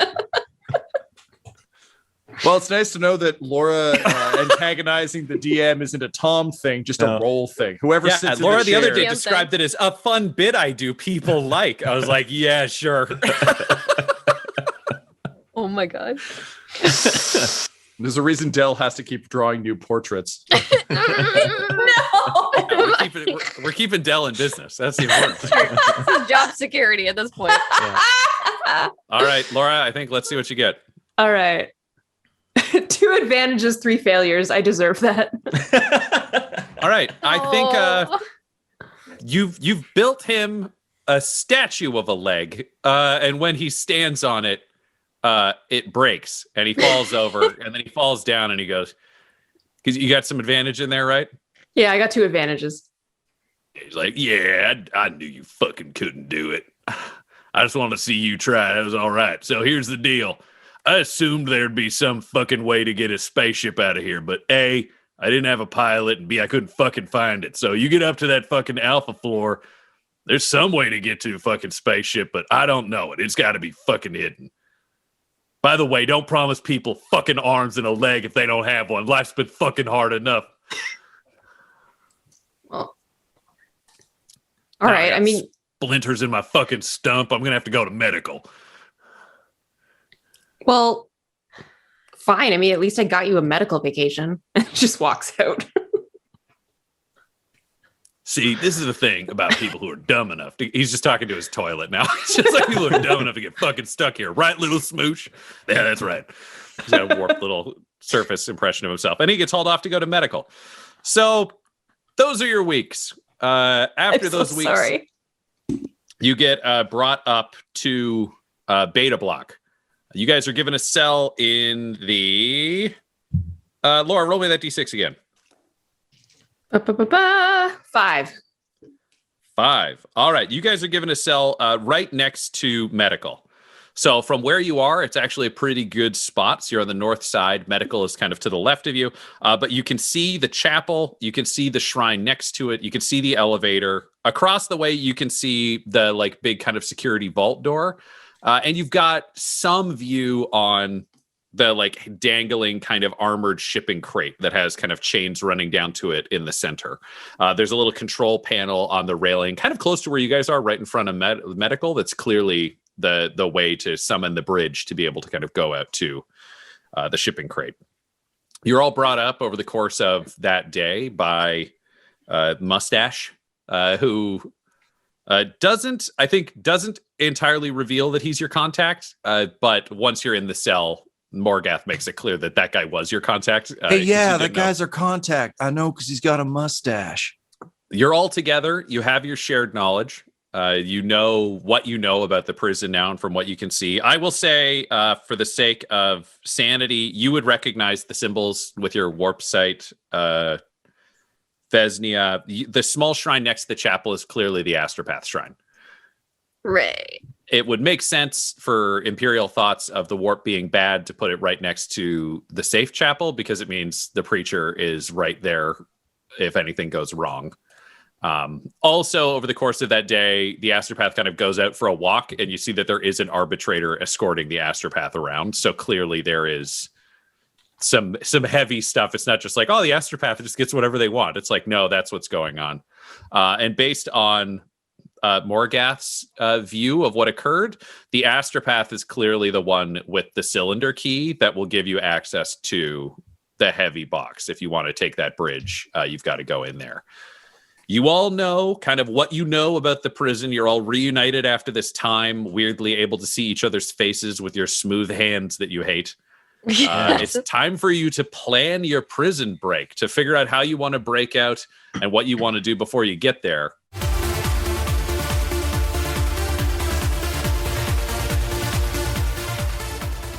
The lights are dimming as the night cycle begins inside Beta Block on the prison that is False Hope. The Blood Pact quadrology, occasionally referred to as I think a ganglia is one of the terms they use for smaller squads, have all been placed in the same cell. And you have the information that you've all collected, which I think we can safely assume you will all relay. It'd be really weird if you kept any secrets about it. So obviously on this floor, there is the medical bay, which you now know contains the injured Smoosh, who's getting his stump healed. There's some kind of armored door. You imagine that's got to be the security for this floor and the floors below solely by default. Where is that, Ryan? Sorry, remind me where that is. That would be, that is on the east wall. So east wall. Of the square, that's the east side. Gotcha. The south is the traditional chapel, which you've learned contains Sister Brutal and her Arcoflagellant. And beside it is the Astropath's shrine, which theoretically contains the Astropath and the arbitrator that is inside it. You're not entirely sure, but that seems reasonable. You haven't seen anyone coming or going from the execution block. It looks like that's probably not being used. I mean, again, there's not so much of a population that they would need to run like a 24-hour execution setup. It seems like this is more holding for possible penal legions, transfers elsewhere, kind of who knows, as opposed to just kind of like a murder factory. Above you, you know, one floor up to the north, there is the solitary cells and the interrogation that you will eventually need to get to. Logically, you know, based on this floor, there are 4 things on each side. So theoretically, there are 3 things you have not identified to the kind of like east, west, and south. You did find out from Smoosh that there is a launch pad with a shuttle somewhere up there, but it's not an obvious entrance. Previous escapes have basically managed to get to that floor, but failed to find their way out. And that, and you've got the weird giant question mark prisoner dangling in the thing that is clearly designed to be able to drop 13 stories if something tries to get out of it. So there's that, and the Astropath has the key. Now is the time for figuring out what you might want to do.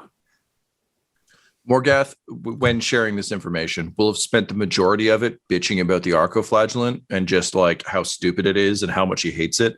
The rest of the details come out, but it's a lot of like, so this one time I was up in medical because like, you know, I got to know Mustache, who's really nice. Like, I never found out what he likes about music, but like we can get that later before we leave. But yeah, listen, Carl, there's like something big in that box, but it's not as big as that fucking Arcoflagellant. So it's just like all the information has had to be gleaned off of Arcoflagellant complaints. But you can tell like Morgath is out of his depth now. Like the fact that there are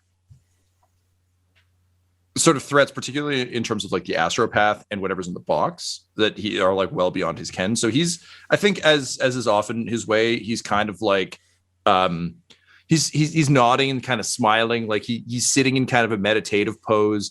And the one thing I'll say I've done as we're making our plan is to cut a slit in the back of my calf and just slide the blade hilt up enough that it gets wedged in the gap. And then I'm just going to wrap the bandages that I got on the rest of my now healed body over that, because I basically want to be able to just grab that and pull, rather than if we're in a fight, like lean over, like make a nice little incision, like dig in. So I'm going for like the Wolverine gross, like this always hurts, but I know I can grab it bit. But otherwise, yeah, I think I'm just very laid back brooding, you know?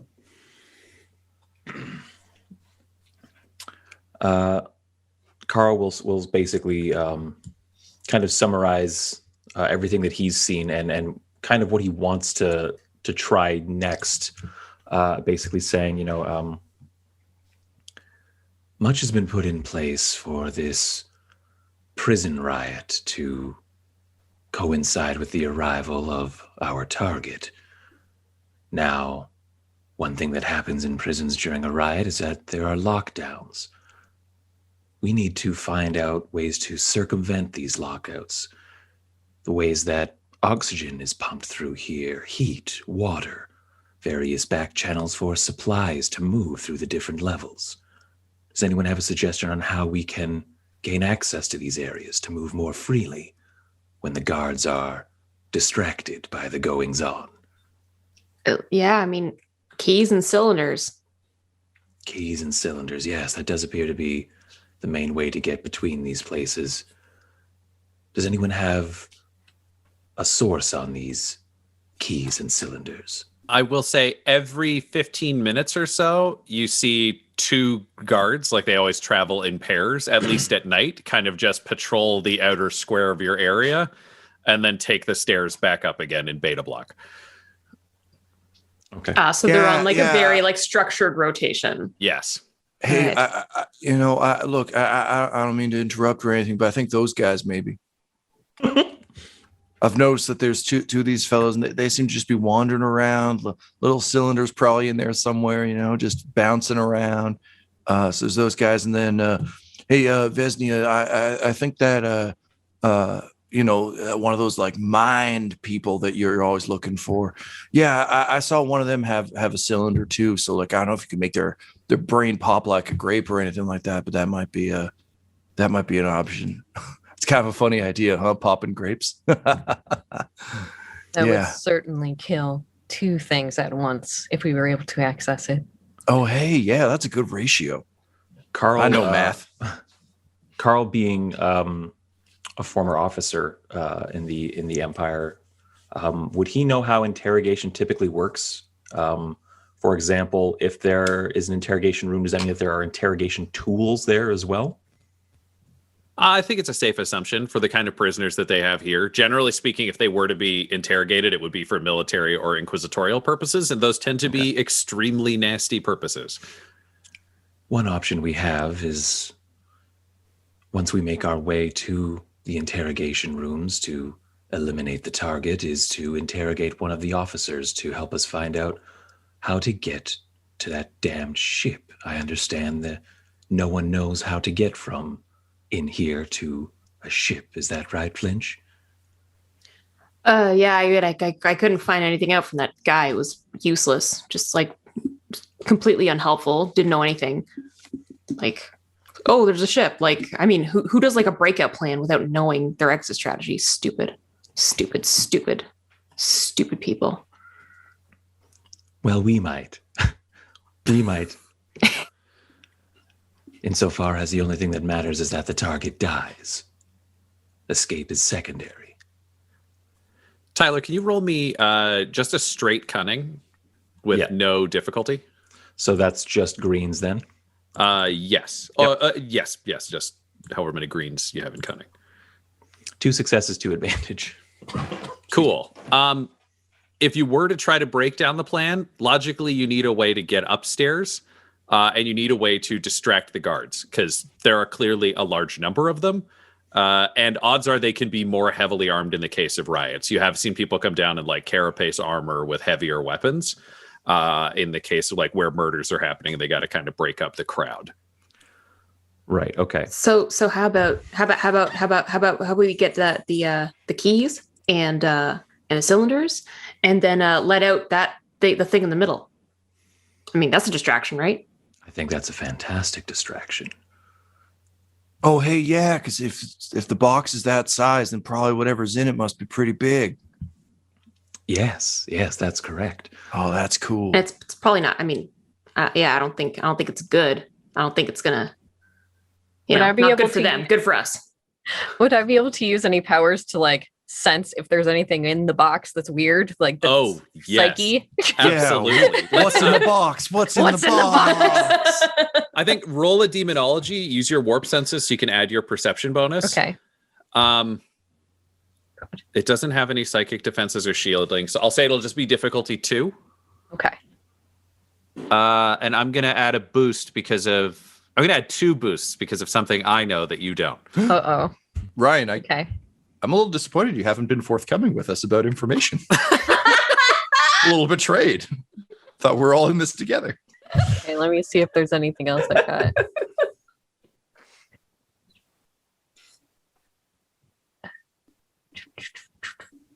No. Okay. I will upgrade one of those difficulty dice to a red die, however. Okay. Using that story point.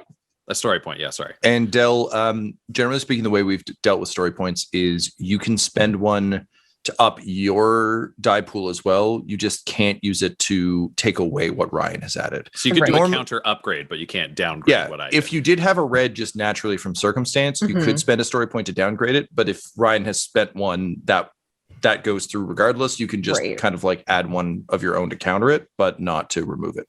Okay. So what is our story points at right now? You've got all 5. So, I mean, yeah, you can Okay. absolutely All add right. one, Then so. I might as well just add it. Okay. So that's going to be 4 yellow, 1 purple, 1 red, 4 blue.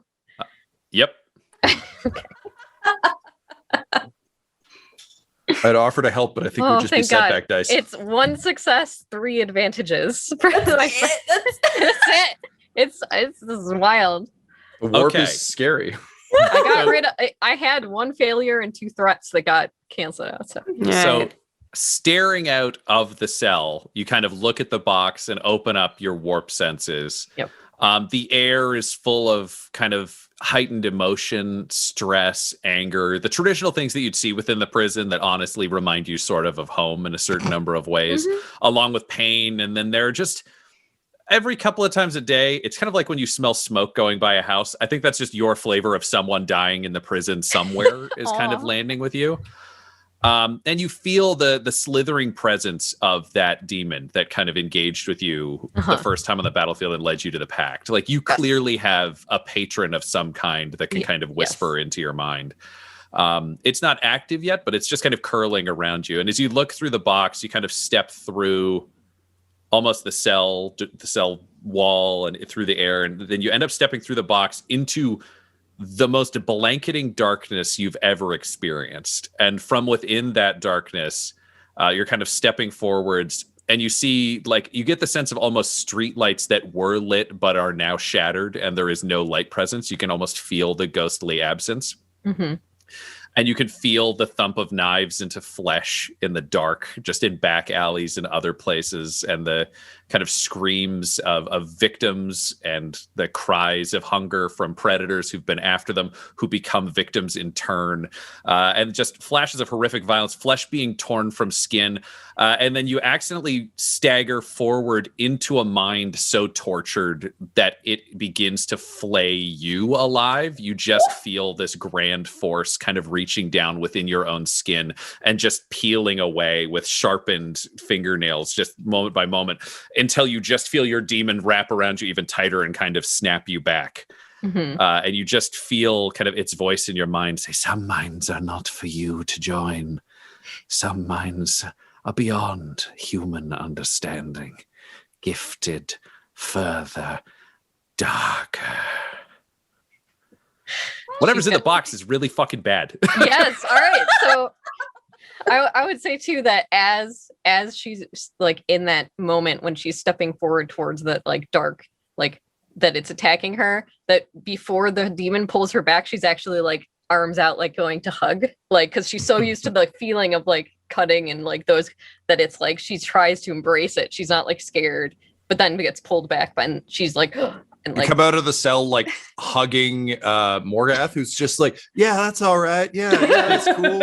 That's nice. When you snap back into your body, you have psi stigmata of your scars have reopened on both palms from touching her she's like, oh yeah. Like And I will legitimately look like ripped off and indignant. I'll just point at her hands and be like, hey, she got her scars back. Where are ours? Oh, we'll What all gives? get our scars back in time, Vesna. You have clearly done some good work just now, and you've been rewarded. Thusly. I think what's in the box will help us greatly. Very good. If not just an asset here, perhaps someone that can join us. Beautiful. Hey, Vesnia, I got a real specific question for you. Do you think whatever's in that box could kick the shit out of an arco-flagellant? She's gonna put her hand gently on Morgath's leg, and she's going to say, "You need only have faith in the warp. I know that you could defeat an arco-flagellant. Oh, hey. They are but metal and emptiness, and you have the knowledge of the abyss." And I'll just like a tear will roll down my cheek. And, I will like just look. I'll just like pat your hand, and again just look at And the it's blood. blood. There's just Yeah, I know. blood. And I'm like a little disappointed because my hands are like perfect and hand modely, and that really drives me nuts. But I'll just be like, wow, Here's some that's blood share. the nicest thing anyone's ever said. And then I'll like point at my leg and like look at everyone and be like, and hey, look, our clothes are starting to look like home again. Oh, thanks, Vesnia. You're the best. She's the best, guys. You should get some of that blood in your clothes. It'll make you feel right better. Everybody gets blood spat on your head, spat on your shoulder. Oh, this is great. We got this. We got this. What is our time like now that we're in beta block? How close are we to having to basically move on the target? When's the target arriving? You hear the tromping of boots, and you get the implication that the target, from what you can see, you can't hear the tromping originally, but you hear doors kind of opening and shutting. And as the boots kind of return, you see two kind of looking up where you can see the open area of the floor above you, which is Alpha floor. You see two S-class stormtroopers, which you would recognize. At least the converts of you, not probably not Morgath or Flinch. But Vesnia and Carl, you'd recognize them as S Company stormtroopers, which are commissariat stormtroopers. So they are specifically sent around to protect and kind of escort high-level commissars, and they're used for high-level prison transfers. So if you had to guess, it be time. You don't know how long. Like, it's not like, oh, you need to break there right now. Like, there's going to have to be the whole give and take of interrogation. You're aware that the Sons of Sec operative can't just show up and be like, let me tell you all the secrets and have them actually believe it. It's clearly going to be a bit of a cat and mouse game, but it appears that game has begun. So there's not, a super luxurious amount of time. At which point you just hear a voice come up and say, "So why are you all smearing each other with blood? That's kind of fucked up." And just around the corner steps a tall, think like 6 feet tall, built like the new character in the second Last of Us. What's her name? Is Alice? I can't remember, but just Abby? like Abby. Abby, just the So fucking just like jacked. CrossFit fucking jacked badass kind of steps out, prison fatigues with the sleeves ripped off. And just says, "So I heard you guys were doing some work for TKO down there." Well, Is this person like in our cell? no, they're outside your cell, Okay, but they're it's like, clearly, there was someone else in there. but they're a prisoner who is loose. Yeah. Mm-hmm. Mm-hmm.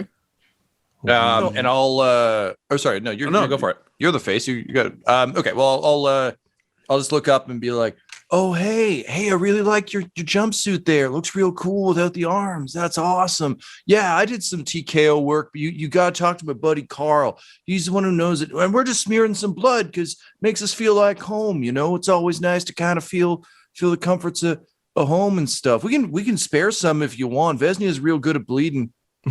And in response, she will just be like this and do it down her face. Like, so it's just this streak. Yeah, she can do like cool face stuff too. I like a little kitty cat when I do mine. Well, you guys are fucking crazy, but that's not entirely without its use. Carl, is it? Are you Carl? Yes, I'm Carl, and you are? Well, they call me Olaf, of the TKO fame. So I heard you were standing up for us down there. You specifically the big guy. You might not win your fights, but you fight them. However, it seems like you teamed up with some real nutbags. Yes. Yeah. So I keep having to refer to my notes. Morgath here has taken the loss quite harsh. We were so keen to join the ranks of TKO, and we were quite worried that our first opportunity was botched and that we'd lost that opportunity forever. But your presence here suggests that there may still be a way for us to redeem ourselves in your eyes. Is that right? Well, you're not wrong. So here's the thing. there's a certain level of violence that TKO is always drawn to that's kind of necessary. At the same time, we can't always handle things ourselves, not because we can't, but just because there's a certain percentage of I might get shot that's kind of unacceptable when you run things. We need somebody to go down and take out a nice little, quad of flamers in a cell about 2 floors down. How would y'all like to take a shot at joining TKO for real?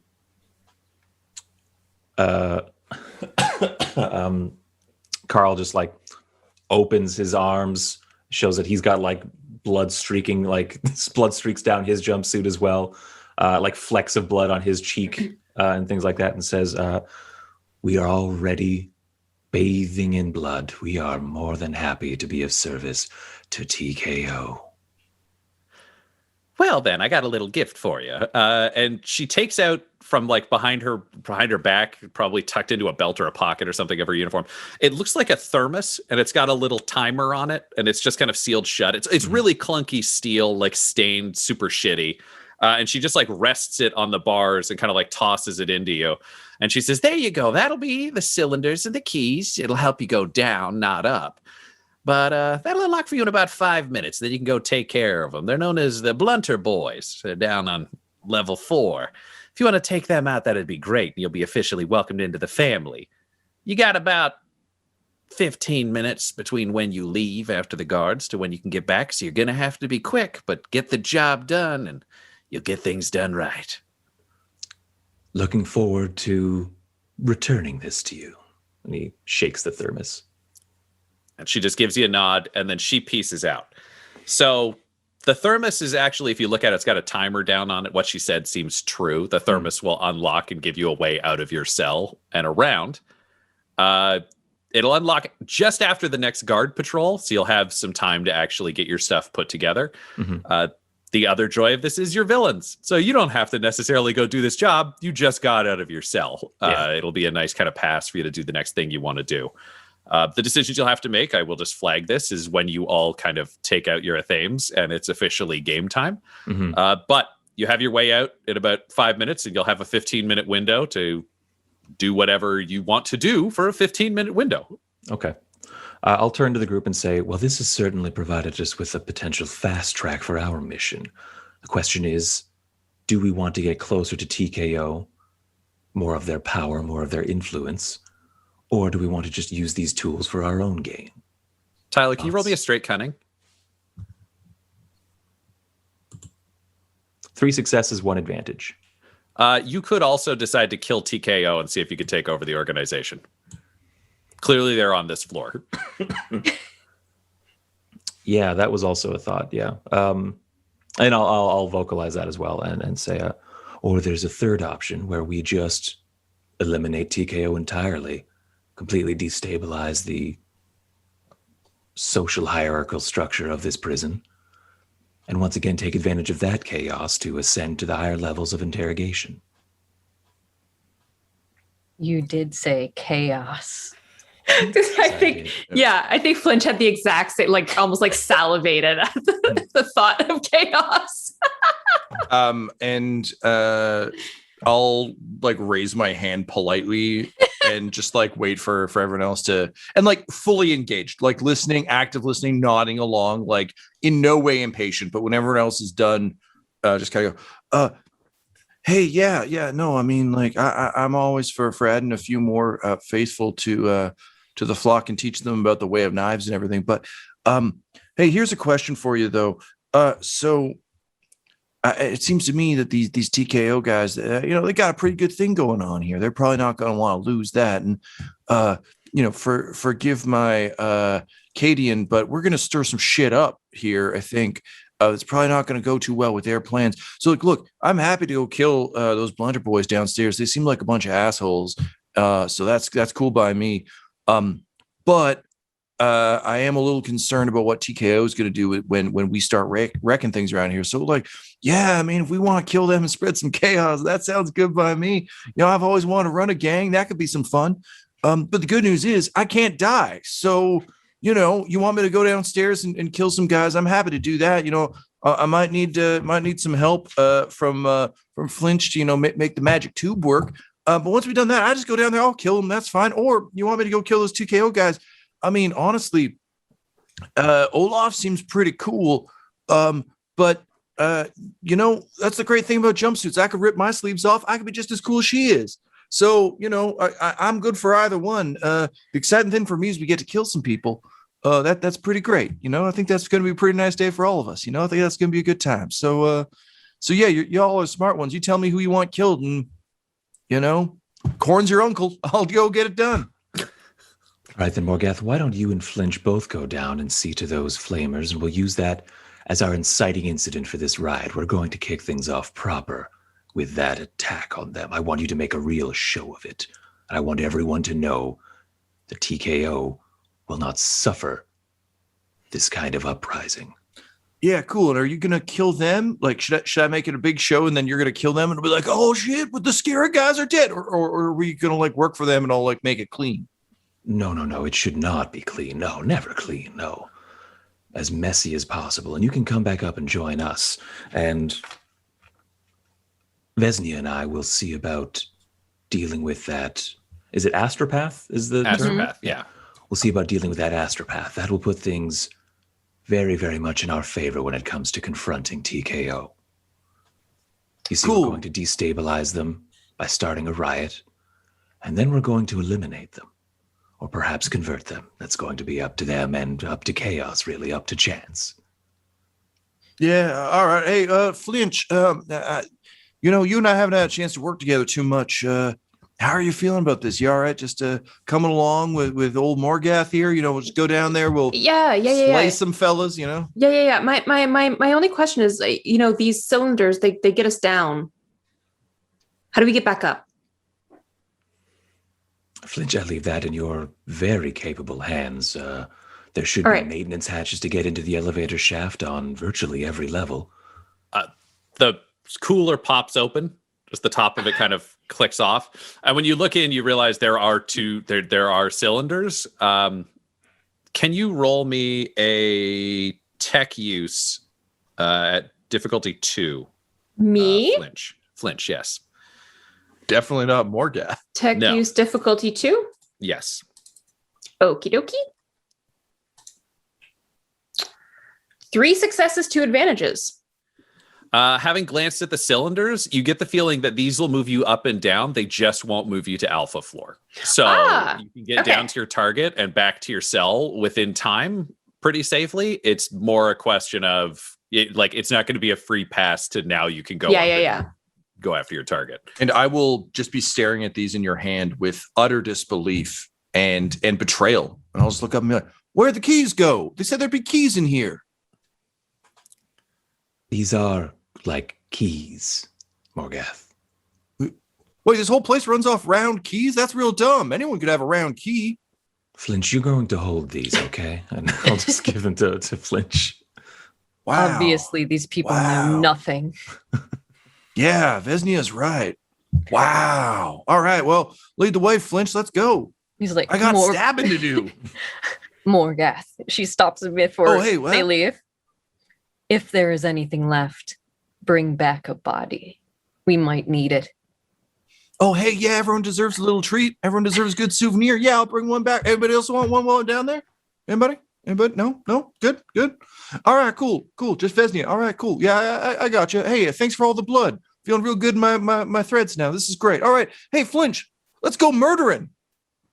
And at that point, Flinch, you can take out one of the keys and just like pop it in, and kind of the cell door pops. Yeah. And you've got 15 minutes. So you've got your 2 squads. We've got Flinch and Morgath going for elevator or stairs. What do you feel like matches your guys' tone? Stairs. I'm saying stairs. Going Yeah. for the stairs. Having seen the 2 bolter servitors, anything that doesn't have those, it might be other horrors, but we know there are bad things in the elevator, so let's not do those. Yeah. So Flinch, you use a key to open the door and hold up the cylinder as you walk through. I'm basically like brandishing them before me, Yeah, like a holy relic, just like. You see a flickering low light as you enter the stairs, and you realize you're face to face with a gun servitor, only it has a gigantic heavy flamer mounted on its arm. So if somebody opened this door without a cylinder, they would be set aflame with a shitload of burning promethium. However, it stares at the cylinder and you see a little like laser scan the cylinder, and then it just depowers its thing, and the flamer goes from aiming forwards to kind of the floor, and you two are allowed to enter and kind of go down on your mission. So you guys are going to your cell, you've got the keys, you're making your way down. However, I do have Vesnia and Carl trying to figure out what to do about the astropath, correct? Yes. And I think that Carl should know that basically I can't use any powers until there is no astropath, because it will know and alert everything.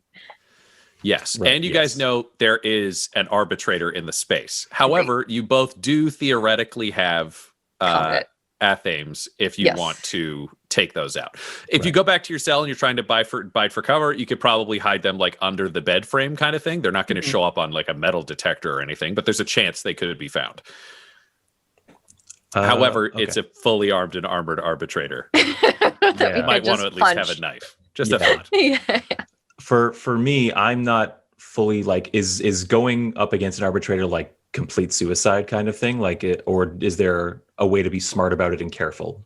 It's not. It's not something that you'd want to like charge into battle because they have a shotgun and armor. Got it, okay. At the same time, they're not superhuman. It is someone probably of the skill level to like slightly less of the skill level of one member of your team. So I think in the scenario you're in, you would want to get the drop on them. You probably wouldn't want to be just like, knock, knock, we're here to kill you, because they'll shoot you through the door. Right. Does the arbitrator have to go to the bathroom after? I mean, listen, you haven't seen them go to the bathroom, but it doesn't mean they don't. They really want to go now. I mean, if you guys want to wait in the cell and just watch to see if the arbitrator goes to the bathroom, theoretically you have line of sight from your cell. So I mean, that's up to you guys. I think what might make sense is waiting for Morgath and Flinch to complete their mission, or insofar as really start a ruckus with those flamers down there, kicking off, like just basically setting off this powder keg of like TKO on flamer violence, really basically setting things off. Excuse me.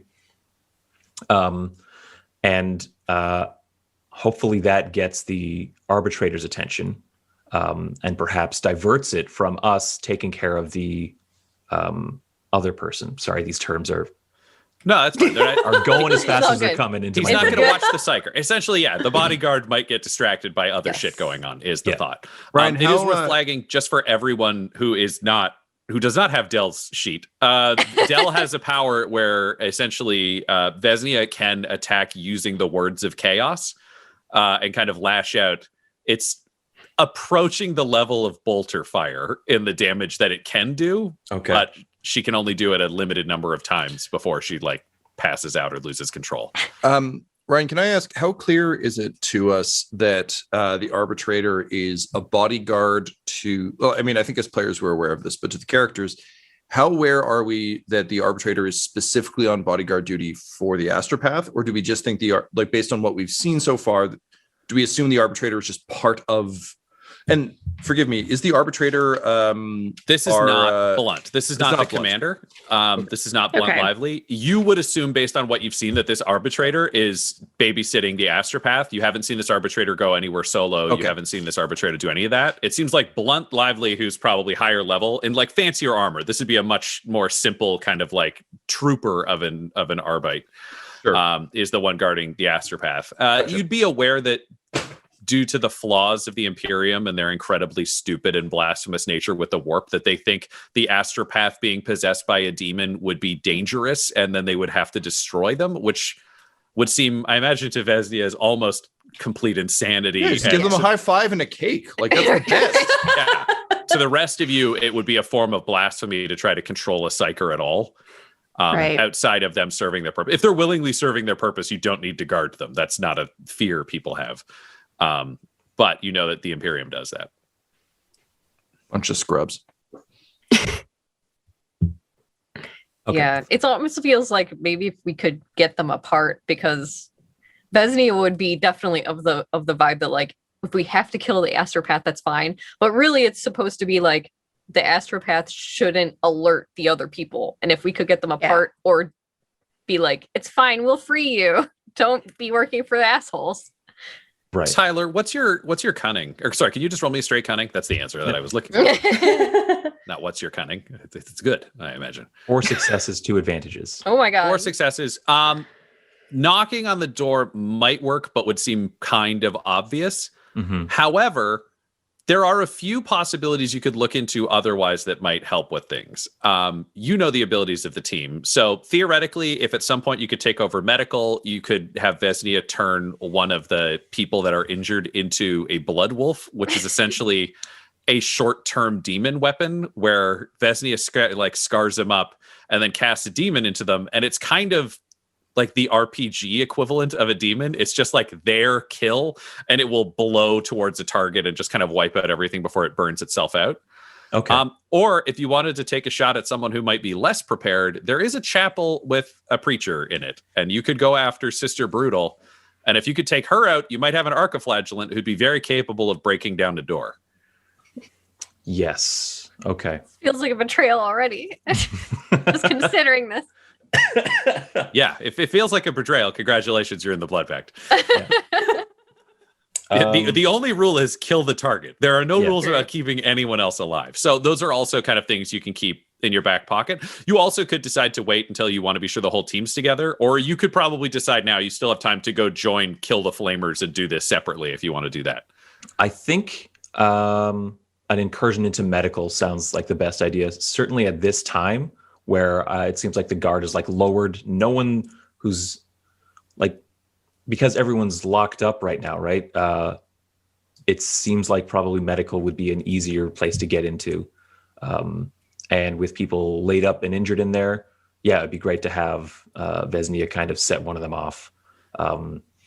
And perhaps some medical implements in there might be useful, like gas for like putting people under and stuff like that. Just grabbing a tank of that shit and just like popping the top off of it and just pumping it into the chapel or into the other chamber beside it. Great.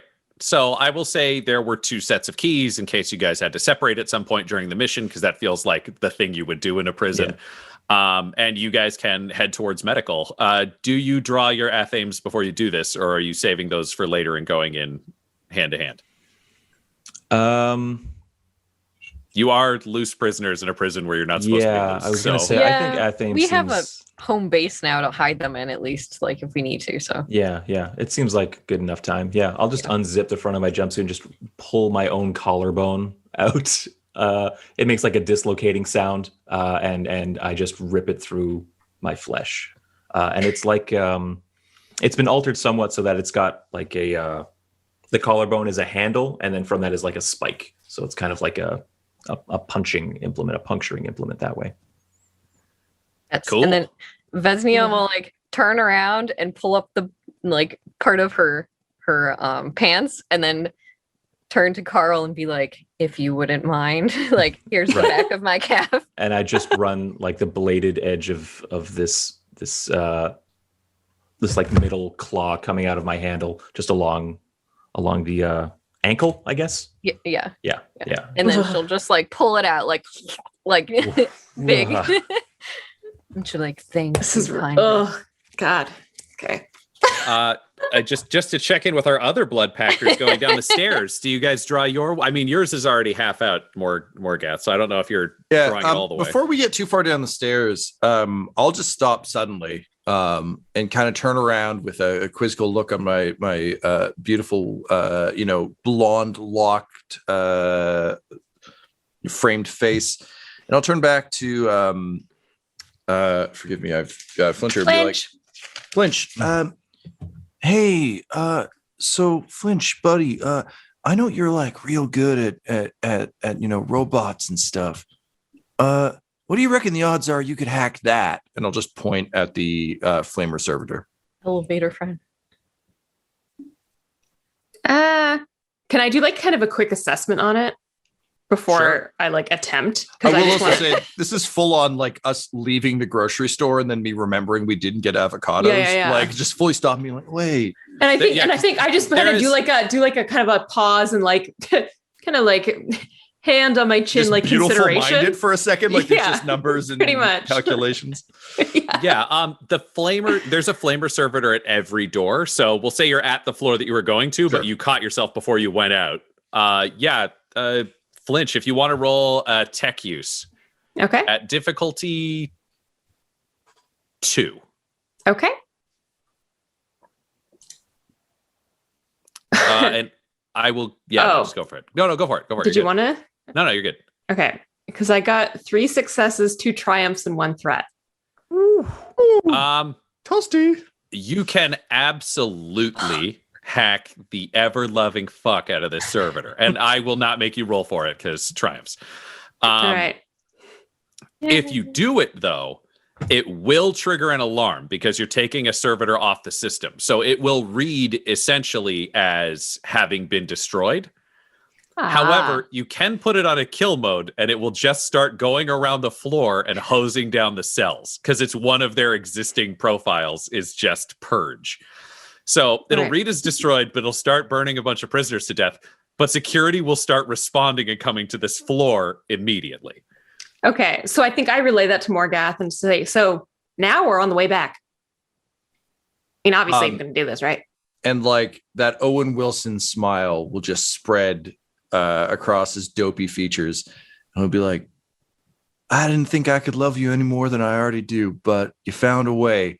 Yeah, you're totally right. Let's do it on the way out. You know, we'll just leave it as a nice gift. Plus, look, Vesnia asked for a body, and I'd feel real bad if we didn't come back with one. So yeah, you just get this sweet baby ready to go. I'm gonna go stab some guys, all right? And then I'll come back around. You just wait here. Also, look, if things go real bad in there, I can't die because my knife isn't broken yet. So like, just set that little guy out there. Just let him go do his thing. The important thing is that you get back up to help because like, if we don't kill that target, oh man, Gower's gonna be so mad, and I really want him to like us. So yeah, let me go do my thing. You stay here, keep an eye on this guy. Give me one of those stupid round keys, I guess.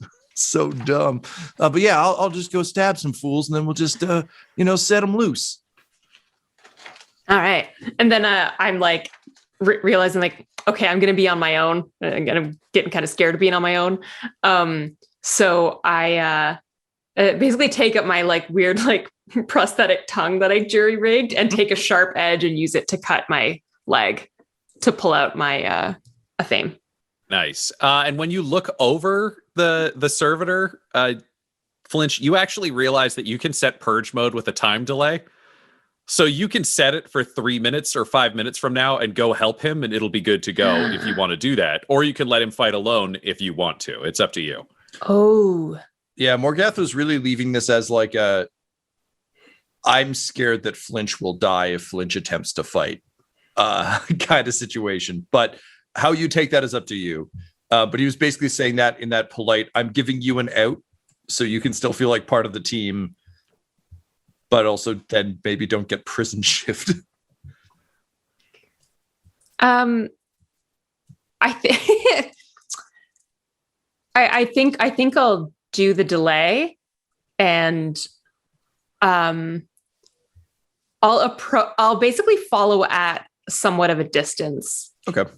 So I'll be like, essentially I'll be kind of like hanging around being like, oh yeah, he's it's really got that fight going on. And if things go badly, I'll be there, but cool. Ready to basically dive in like athame first. But nice.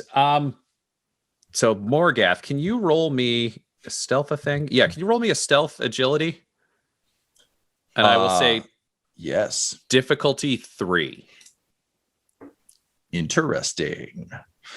Okay, so difficulty 3. I have 0 in stealth. I have 3 in agility. So it's 3 green, V3 yeah, so purple. 3 green, 3 purple. You best believe I'm going to spend a story point to upgrade one of my green to yellow. Nice. I will give you a boost because it's night, so it's dimmed light cycle. So I think it's easier for you to sneak up on it quietly. You're also barefoot. You don't have anything on you that physically can jangle. I will add 2 setback because it's such a powder keg that I think people are likely to be awake, especially if they know they might be a target. And these guys clearly do, because TKO and Flamer big targets are going to be important. Can I advocate for an additional boost simply from the fact that I don't care, if that makes sense? Like, I think Morgath's opinion going into this with his like weird assumption that he can't die would kind of be like, up till now, there's been a lot of factors he can't really control. But I think in this case, it's kind of like, oh, hey, if everyone sees me, I guess I'll just have to stab everyone. But like, that's fine. No, I got that robo buddy behind me. And really, I'm just going to stab people till there's no more stabbing to be done. Yes, I will give it to you solely based on the fact that I don't think you would have any chance of hesitating like a normal person would if you heard a sound. You're committing. Not at all. It's literally just like, well, if anyone wants to come out and party, that's fine. You know, I got to do my thing. They got to do theirs. This is going to be great. This is going to be such a shit show. Scared. Baby. End success. End result is 1 success, 2 advantage. Hey. All right. You get there. And manage to pop the cell. You will get to strike first. Inside the cell, it is a small space. Think Captain America elevator style. Yep. There are clearly 2 heavies inside this place. Neither of these guys is small. They're both big. They're both burly. One is sleeping kind of on the cot, and the other is kind of, because we're dealing with the overcrowding in the prison now, is kind of seated against the back wall, almost like with his back against it, kind of looking down. The moment the cell pops, there's the like click and the metal crank. So they both start to wake up instantly, but you get to move first. Cool. All right. So, great. I'm going to go for the guy who is... Yeah, no, fuck it. This is how Morgath rolls.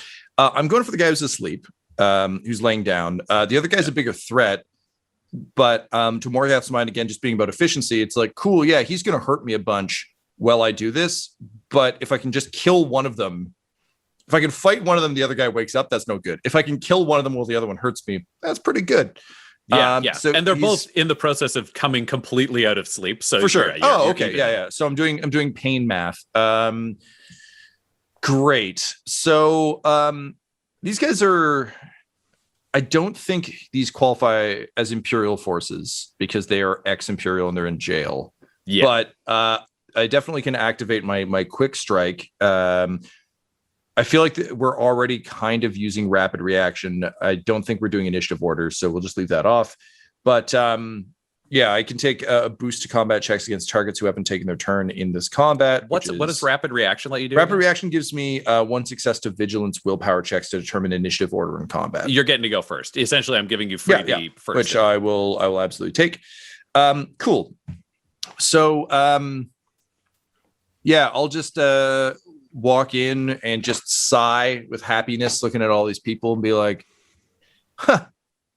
Well, fuck me, it must be my birthday. And then I'm just going to leap at the guy, probably sitting up because he seems like he'll be the fastest. If they're both asleep, then that'd be the guy. So I'll leap at him. With my attack, I've got 3 yellow, 2 green. You've got difficulty of 2 for close combat. I'm going to take a boost for being the first one to strike today. And I think that's it from my end. Yeah, no, I will spend a story point because I want to make sure I get this done as quickly as possible. Okay. Is there anything else you want to add, Ryan? No, I feel like this is a pretty clean. You get the drop on him at the gate with your roll coming in. Cool. So that's 2 successes, 2 advantage, and 1 triumph. Yay. Okay. So that gives you a whole pile of shit. You get a critical injury. Which, let me find that chart, baby. I've got the whole chart here. Do you want me to just roll a D100 and tell you what comes up? Yeah, I'm going to say, wait, how many advantage did you get? 2 successes, 1 triumph, 2 advantage. 2 successes, 2 advantage. Add 40 to your roll. Okay. So I pulled a... Interesting. I pulled a 38, but we're adding 40, so that makes it a 78, which is overpowered. The target leaves themselves open, and the attacker may immediately attempt another attack against them as an incidental, using the exact same pool as the original attack. There you go. Go for it again, baby. This is the prison shiv. You know what's really nice? This lends itself to prison shivving Yeah. very nicely. And you know what's nice about spending story points is they alter your pool, which means re-rolling this pool. Yep, still counts. So yeah, this is just full Breaking Bad. Just like I rip it out of my calf, flip it around, and it's just straight in. Just hugging this guy against a wall, being like, "I'm really sorry, man." You did. How much damage was that first one, Tom? What's your base damage? My base damage is 7. 7 My crit plus is 2. 3. Sorry, crit. My crit is 3, so I don't know if I actually could have activated that. Except I have a triumph. The triumph gave you the crit. Love it. Yeah. So you did 10 damage total or 9 damage? 9 damage. 2 successes. Yeah. Well, no, with the triumph that would be 3. So yes, 10 damage. 10 damage. Okay. So he. I would say at the last, like you're sinking in, he flinches aside. He still takes it real deep in the shoulder, and you're out and in for another one right away. Right. So all good. And as I'm doing this, I'm just like, I asked a guy earlier what his favorite song was, and I got to tell you, mine is this sound. I pull, like, fuck you. No, man, that's not how the lyrics go. I give him 2 successes and 5 advantage. So with 2 successes, that would be 9 damage. All right. So he's bleeding very, very heavily, and you get another crit. We will say you will add the previous roll, plus you add another 10 for the previous crit. So roll on this thing again and add 50 this time. Jesus. Yeah, all right. Ooh, fun. Oh my God. The higher up the chart, the more severe. Is that the idea? Correct. Yeah. Okay. Yes, that is very true. Yeah, I think until you get to 150, which is just like you're dead. Yeah. All right. So didn't roll great. I've got 20 plus 50, so a total of 70.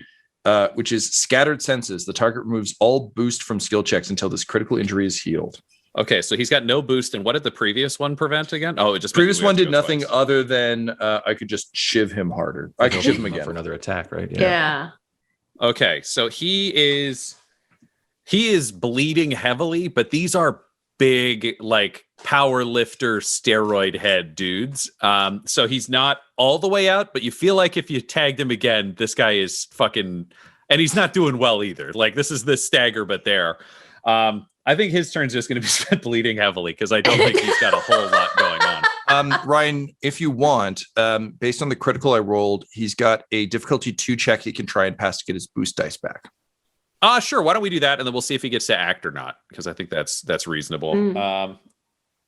It's resilience, I imagine. I assume so. Yeah, that feels right.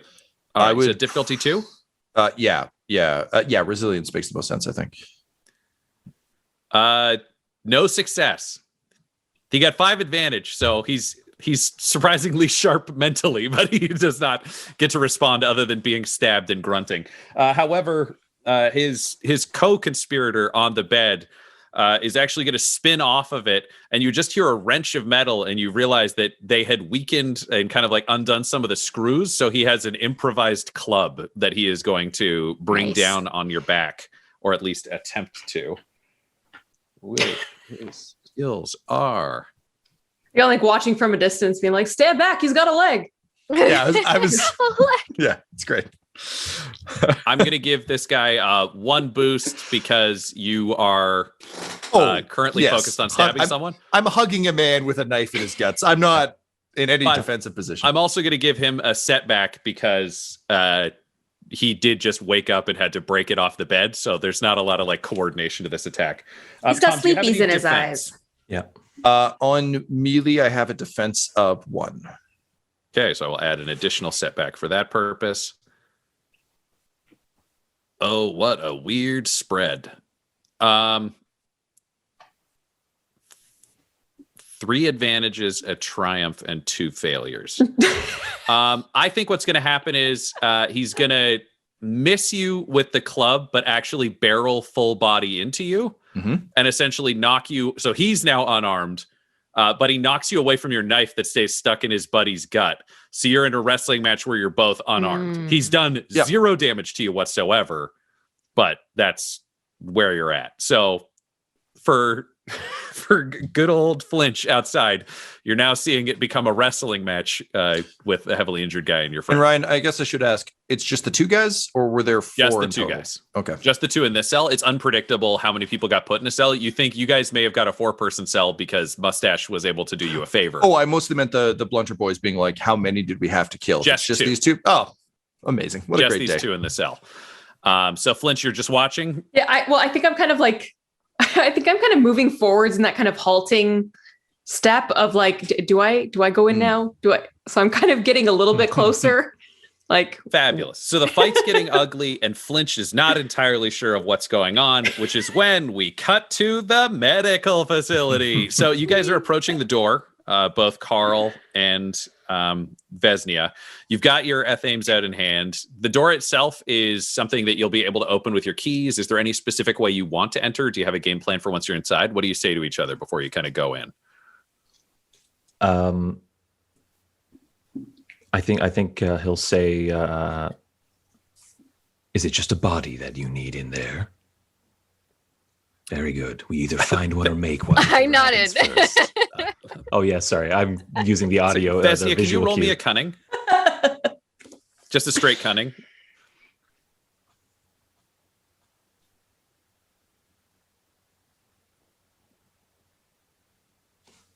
Oh, me. Wait. Yeah. I'm like, what? Yes, Vesnia, can you roll me just a Vesnia's cunning with cunning no roll. difficulty? Where's the best stare down?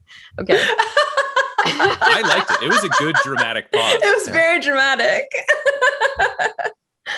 Okay, just a straight cunning. Okay. Oh my god. I got 2 successes and 3 advantages. I don't know how to.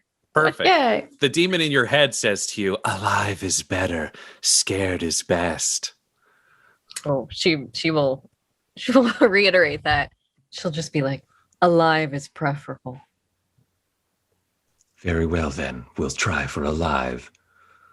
We'll take hostages if we need to. And he'll use the key on the door, and I think try to enter stealthily to see if we can get the jump on anyone. So stealthy. Yeah. All right. So the key will unlock the door, no problem. It sounds like you're going first, Carl, and Vesnia is behind you. Mm-hmm. Roll me that classic stealth. I will say difficulty 3 because there is the sound of the door unlocking and it is quiet at night. So difficulty 3 versus that. I will spend a story point myself to upgrade one of your difficulty. I would like to do the same, actually. That's totally cool. That makes So- sense because you're being extra careful, and I think the guards are with the tension in the prison aware that things could be not great. I would give you a boost because I think this is unexpected. I think they would assume if someone was opening the door at night that there may be a prisoner's injured. This doesn't strike you as the place where they would have like really good calling in measures when they don't have cameras anywhere. Okay. I am ready to roll, I believe. are we I don't both think I have rolling? anything for stealth? Or just Carl? Yeah, I think it'll just be him rolling because he's the Okay. one leading the way in the door. I will give you a boost for her.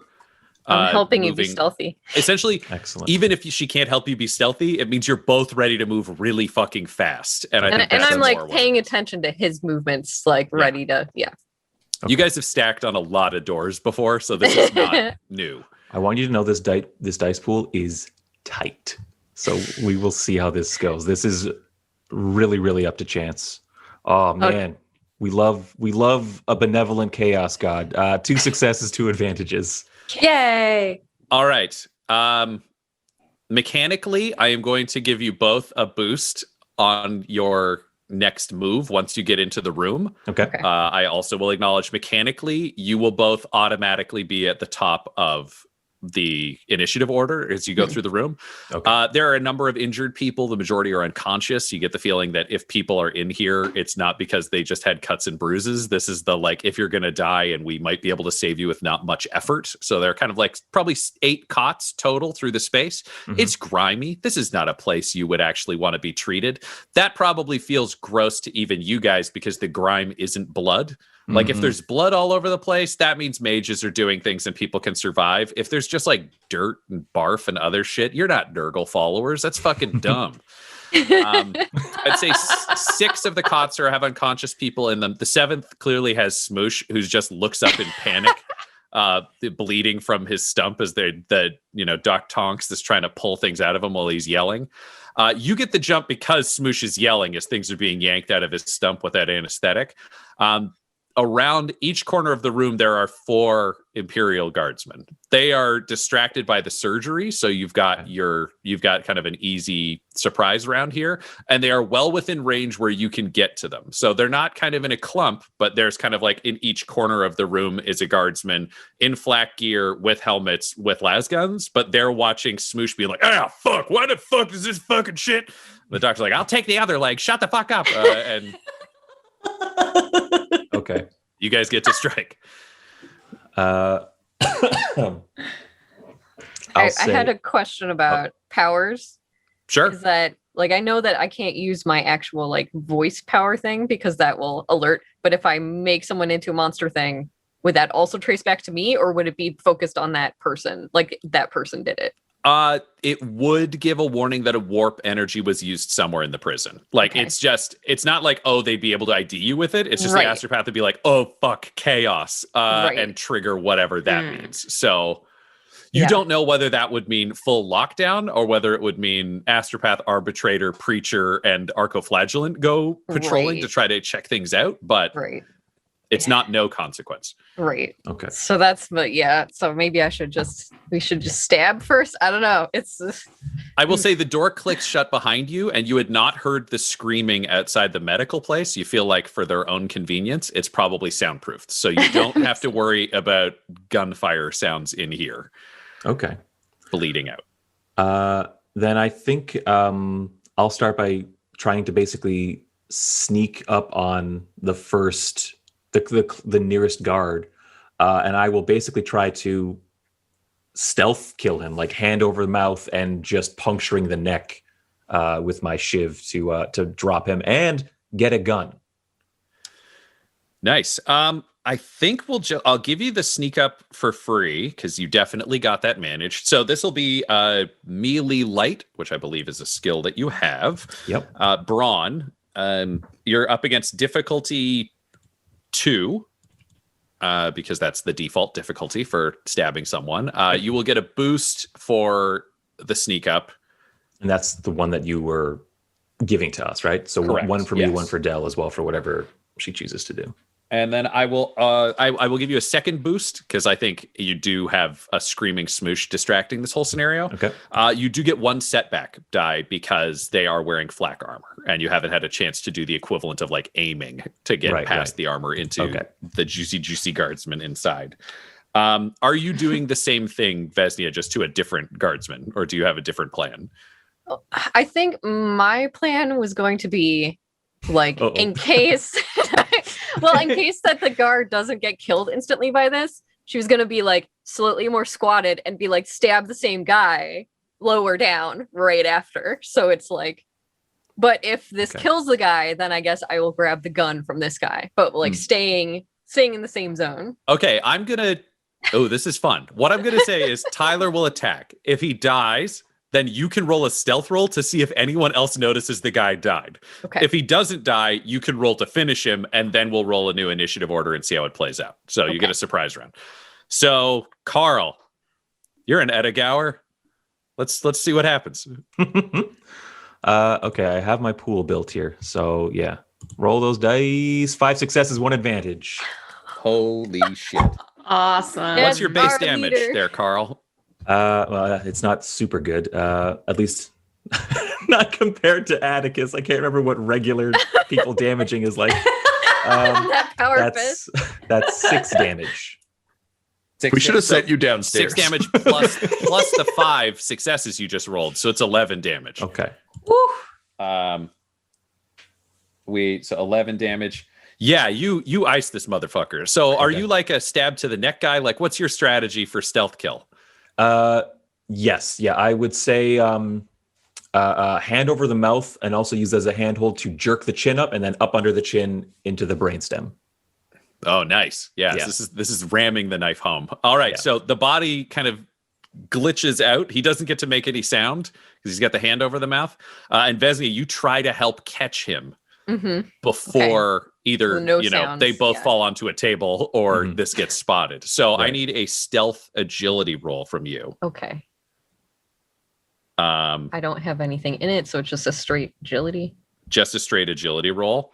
Okay. And I'm going to say this one is difficulty 2, I think, is Okay. reasonable for this because they are distracted with the screaming that's going. Or no, difficulty 3. 3, it should be harder because this is a guy getting murdered in a small room. However, you do get your boost from getting in here Yes. stealthily. Yes. And I will throw an additional boost because you're helping him lower the body. You're not trying to do this solo. Right. Okay. I mean, I guess I could just. And you see could what use a happens. story. You could use a story point if Yeah. you want because Yeah. you do Should have I? story points. To Ryan's point, I was going to say, like, depending on how you want this next part to go, if Right. you're fine with taking our chances in a straight fight, or if you're like, we really need to get the jump again. Yeah, use a I story think we point at your could do the discretion. same thing again. Would be nice. Yeah. Okay. But Yeah, so go for I it. guess I'll go one story point. Okay. So I've got 3 green, 1 yellow, 3 purple, 2 blue. Slightly in our favor. So we'll take that. Okay. Oh, please. I'm so scared. 4 advantages, 2 failures. Why? I can't roll. Not. I'm sorry. I'm cursed. Could've been Okay. worse. It This could've been happens worse with without the 4 story point. advantages though. Like that's still good. We got The dying guardsman had broken protocol and was not wearing his lasgun slung over his shoulder. So the body drops, but he drops his gun and it clatters on the ground. However, Vesnia, it basically falls right in front of you. So you are now armed with a lasgun. I'm gonna shoot Um, a fool whenever I can. The 3 remaining guardsmen turn towards you. How many advantage did you roll? 4. One of them slips on the blood that is dripping off the table that Smoosh is being operated on. So he wipes out fucking prone, panicking. But the other 2 turn and raise their weapons. And we cut back to the prison cell. Hey!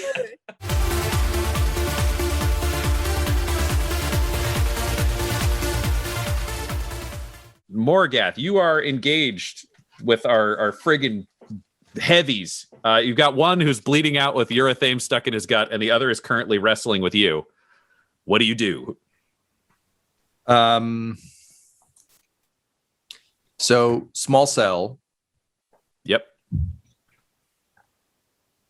Outside the cell, if I'm imagining this correctly, Ryan, there is like a big central like shaft down the center, right? That leads all the way down. 100% yes.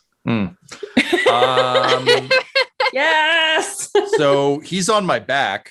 And I'm just like, oh yeah, cool, man. Yeah, that's cool. And I'm just gonna run straight back at that chasm with the hopes of just like slamming him into the side and then putting him up and over. All Being right. fully aware I might go with him, but also like knife is Yeah, fine. your knife's fine. It's not broken in that guy. No, it's just in him. That's cool. Bones go yeah. in people. I get it. This feels to me like an athletics brawn. I 'cause would think you're wholeheartedly agree. Yeah. you're trying to toss him. Just lift. Yeah. It's literally like oh, cool. You're grabbing me, like grab his arm, run him back, and then just flip him up and over. So it's definitely more athletic than it is fighting. Yep. So So- I'll give you that. The difficulty, I'm going to make his brawn. Or, Okay, yeah. So that makes difficulty 4. Yeah, that makes sense.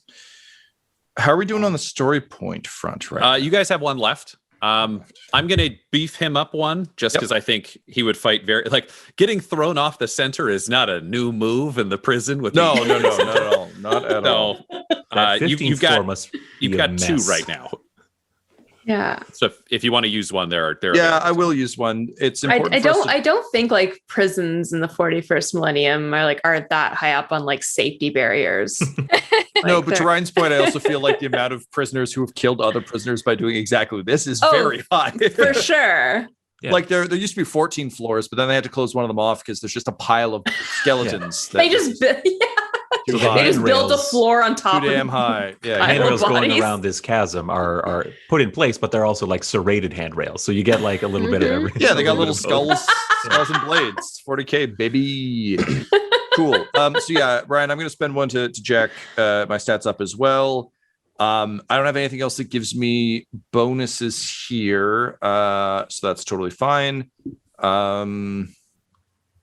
Yeah, I think that's Go it. for it. All right. One advantage, one triumph. Yeah, this motherfucker's dead. Like, I think it's you just go back, and do you have a specific move you use to throw him over the edge? Yeah, I think I'm just like running back, like holding him, kind of like pulling him over my shoulder like a weird shitty backpack, running, and then at the last possible second I just kind of like hop up, so I'm lifting his ass up and over the rail, and then I just release, and as he begins to fall, I'll just be like, hey man, it's just always important to unburden yourself, it's the best way to go through life. And then as he goes, I'll just say, pledge your skull to the skull throne. Oh, all right. Well, That's to say, as you see him fall, he actually, this is for your triumph, he does a flip in the air as he falls, and his head smashes off the railing of the floor directly below yours. So he doesn't scream. He actually just falls silently to a thud at the bottom. Oh, hey, he did pledge his skull to the skull throne. Oh, that's nice.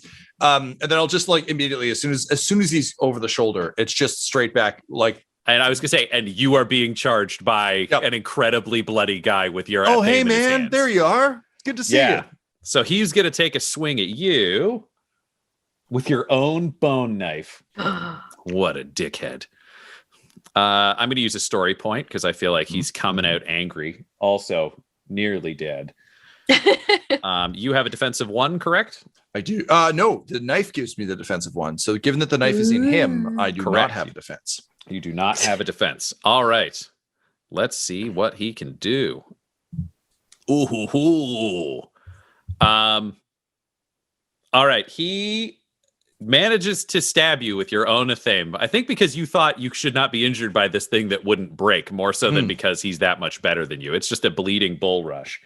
So he strikes more effectively than you would expect. I think your athame probably has some abilities to do yourself. So he does a total of 8 damage to you. I think your soak is 6. It is, yes. Remembering correctly. So 2 damage, but he also gets through on a triumph to tag you with a crit. So you are thrown off balance, not in the sense that you're falling into the chasm, but in the sense that you have to add a setback die to your next roll. And it's also worth flagging for you that you now just have 1 crit on an ongoing basis, because it'll add 10 if we roll on the chart again in future if you are injured further. Yeah. I will say though that as he stabs me, oh wait, I don't have a melee weapon. Never mind. I have to take that damage. So yeah, I just eat it. Nom. Yeah, so you take that. But he also rolled a threat, so I think he fucks up and put a little too much run into it. So to stop himself from throwing himself accidentally over the side as you gracefully deal with the injury, he leaves the athame in you. So sure, you can withdraw your own weapon and have it in your own hand again now. Cool. Flinch. Somebody's been thrown over the edge. Somebody's been stabbed and has their knife back in their own body. You're there. What do? What do is, well, I think I'd just have a peek around inside. Because because did Morgoth, do you go back into the cell? Or no, we're both against the railing. Yeah. Well, then I think I basically just gotta kind of run up and like shank a guy. All right, so you're coming in from behind. I'm coming in from behind. I have to. On the prisoner. Great. So Yeah. you will be rolling a melee light brawn. Do you say Yes. anything while you do this? Are you silent while you do this? What's your... I think I'm totally silent because I don't think I have a lot of experience with this kind of stuff. Like, I think I'm generally kept in reserve as like Well, a you are techie person. you are in a Blood Pact Death Brigade, so you've Yes. done some, but you're the protected squad member. They're not going to send you up to like take out So sentries. I don't think because I don't really think I have like a terrible confidence. Like, I'm not yelling anything. Like, it's more just like kind of like taking a deep breath and like going for it. Yes, this is like just like the sacrifices you used to do with your parents when you were a kid. Only this person doesn't seem so cool with it. They're not elated and drugged up, screaming the names of gods. Yeah. Aw. And though Which I'm is, not, they truly are prisoners. But you might free one. So I need a melee light brawn roll. Yeah. Okay. Your difficulty is going to be 3. Okay. No, sorry. Your difficulty is 2. You have 1 setback. 1 setback. Okay. I will give you a boost because you're coming in from behind. This person is not currently paying attention to you. And I will give you another boost because the guy is steadying himself to not go over the edge. Okay. Yeah, I think I'm just gonna roll with that. See what happens. 3 advantages. 3 advantage. Interesting. Oh, that does. I mean, now my crit is 3. You unfortunately need to hit. But I have to in order hit, right? I strike. need to Yeah, do you an need a success? success in Okay. order to trigger. But you can. I mean, Ryan, if you've got thoughts on this, like, feel free. But advantage. One way you can spend advantage is to pass bonus on to me, if you feel so inclined. But Ryan, if you've got more like narrative things you want to spin that up for, I think honestly that probably makes the most sense here. It's you guys. This fight isn't like time specific. There are no guards watching. There's no way this has been 15 minutes. You came down the stairs. She pushed a button. And I walked in slow motion. I was just like, well, then this might matter later. But no, I think what'll happen is you probably slash really like almost knife two-handed if you're not as confident with yours. Yeah. Flinch. You miss as he staggers, but you slam it into the railing and you actually pop the top railing out of its hold in this. So he staggers even further to the side, which will pass considerable advantage over to cool. Morgath to try to finish. I this. like it. Morgath. I got Toilet Boy, but he keeps just falling. No, I'm going to burn the rest of it to say that it just keeps him from attacking because I think he's just thrown and bleeding and having the world's worst time. So I'll eat 4 advantage for that and pass 1 on to you, Morgath. If you want to finish him, you have a knife in your chest. Yeah, I sure do. But I'm also, again, all about efficiencies, and I'm well aware that taking the time to take a knife out of my chest and stab him, like, that gives him a lot of options. But what gives him less options is being grabbed by the legs and just hoisted up and over in an adorable little lift. So as that happens, I'll just be like, "Oh, hey, yeah, nice one. That's real good. I appreciate you." And I'll just grab his legs and toss him. And as he does, I'll just be like, "Yeah, I'm real sorry. I was going to bring you back for my friend to use your blood for stuff, but well, I guess you'll just have to fall to your doom instead. Hail corn." And then I'll toss him. Just imagining you doing like a caber toss. That's 100% what it is. It's literally just like I was going to toss a log. I just grab him the legs and just like, yeah, up and over you go. And of course, he's like fighting and wrestling in it. And the whole time, I'm just like, no, come on, man. It's just easier if you go. There's no, look, you don't need to put up a fight. Like, look, it's so great. Corn gets us all in the end. Don't worry about it. Okay, bye.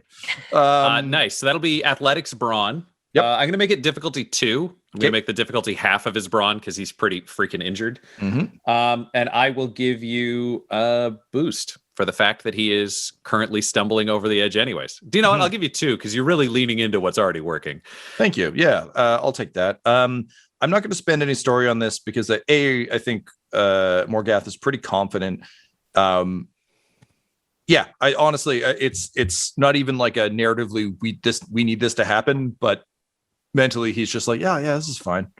It's just how it goes. I will upgrade one of your difficulty because you do have a knife in your chest and you're currently using your chest to lift things. So excellent. All right. I just rolled, but I will unroll and roll again. Oh, I'm sorry. I didn't mean it's okay. It was good. It was a good roll, but that's fine. I bet I can this get one's bad, then we can negotiate. No. It's all good. It's all good. Yeah, this one is bad and the other one was good. So I succeeded on the previous one. This one I get 7 advantage and 2 failure.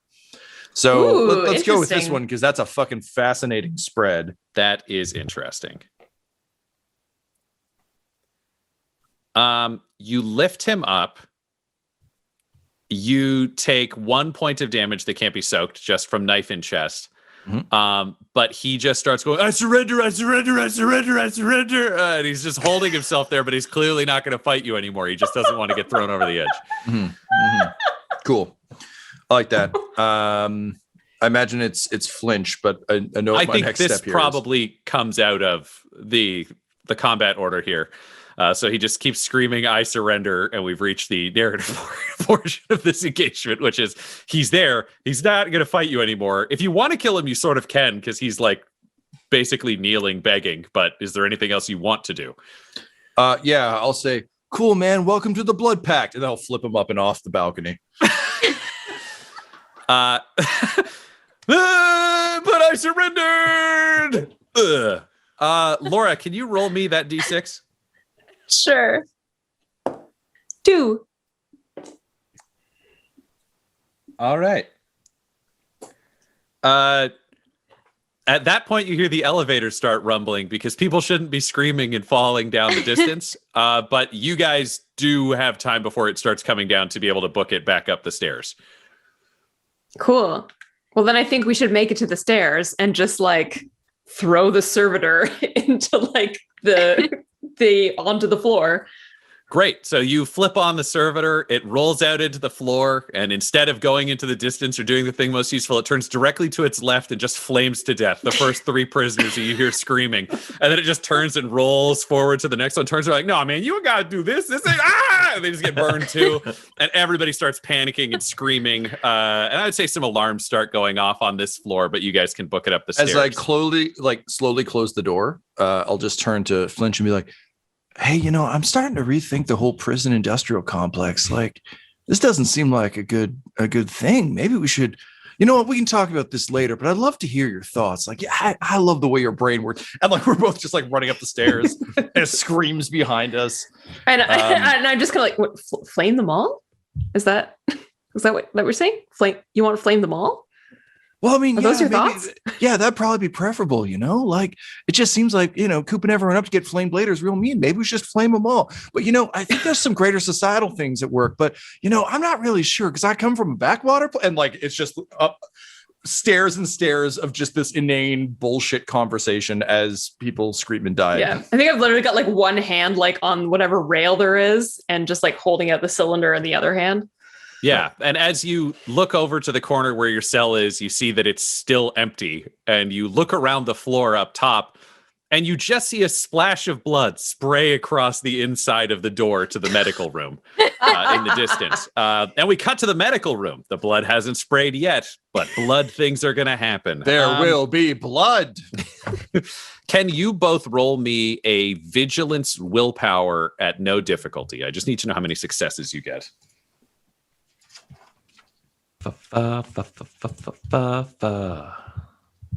Willpower. There we go. 3 advantages. I got 3 successes, 3 advantages. Woo! Because I have a willpower of 4 and I have a vigilance. Yeah, you're killing it. Okay, so Vesnia will be going first. I mean, unsurprisingly, basically, you guys both get the drop on the Imperial Guard.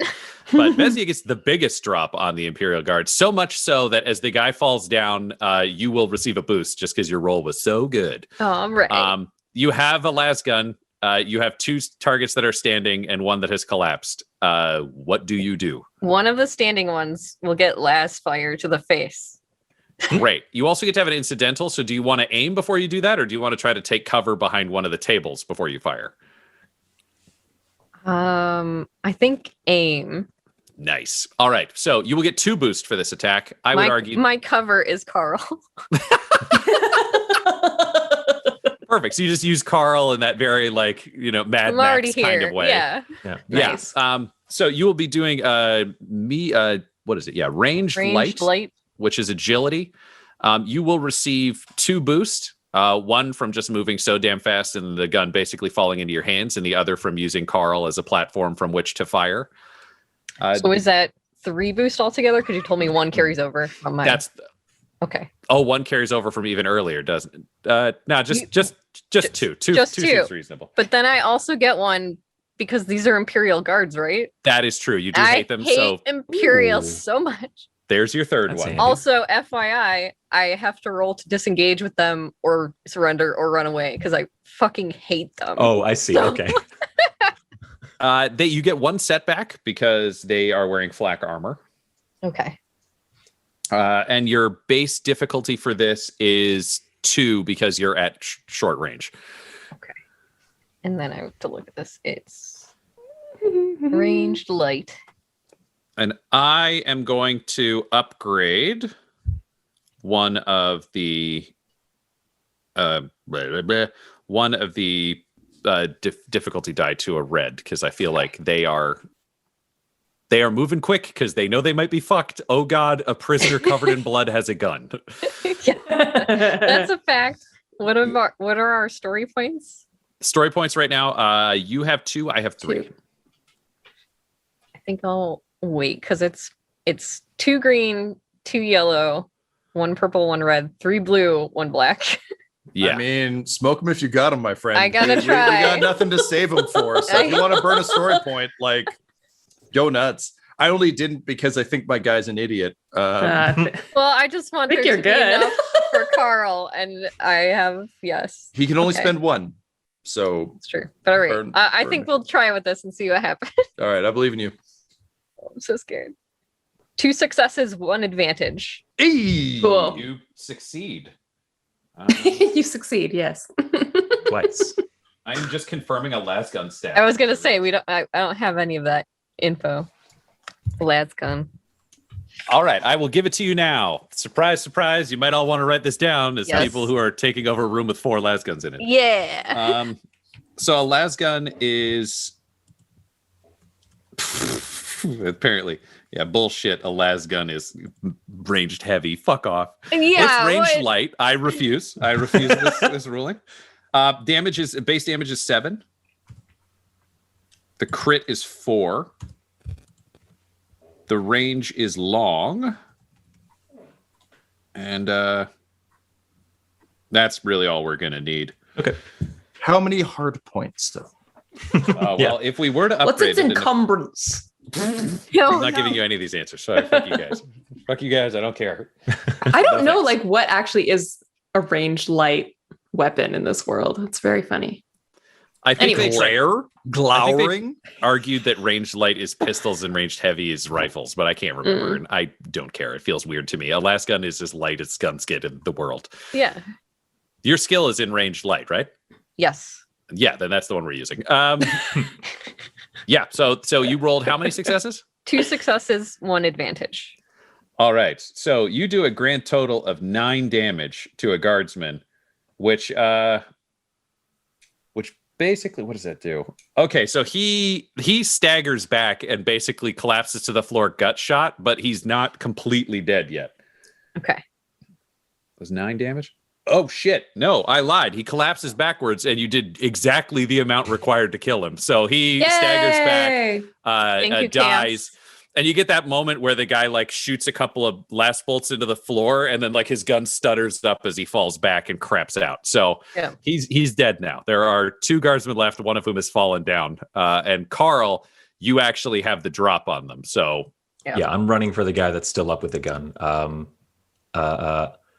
I'm not sure how we've oriented this so far. Do I still have this guy that I was trying to let down easy, or is he basically on the floor and I'm free to move? if you want to drop him, that's a free incidental. I'm not going to make that anything.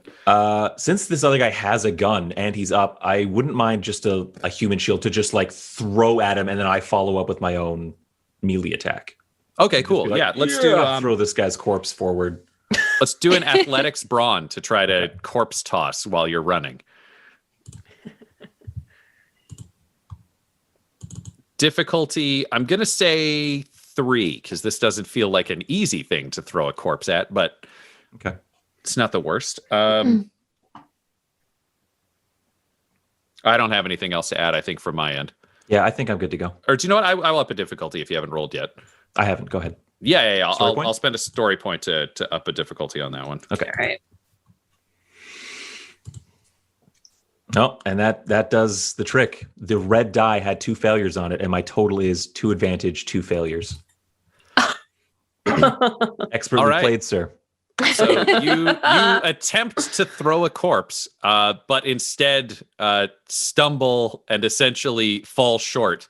You can throw your knife if you want. You're within range to do that, but you won't be able to melee attack this turn.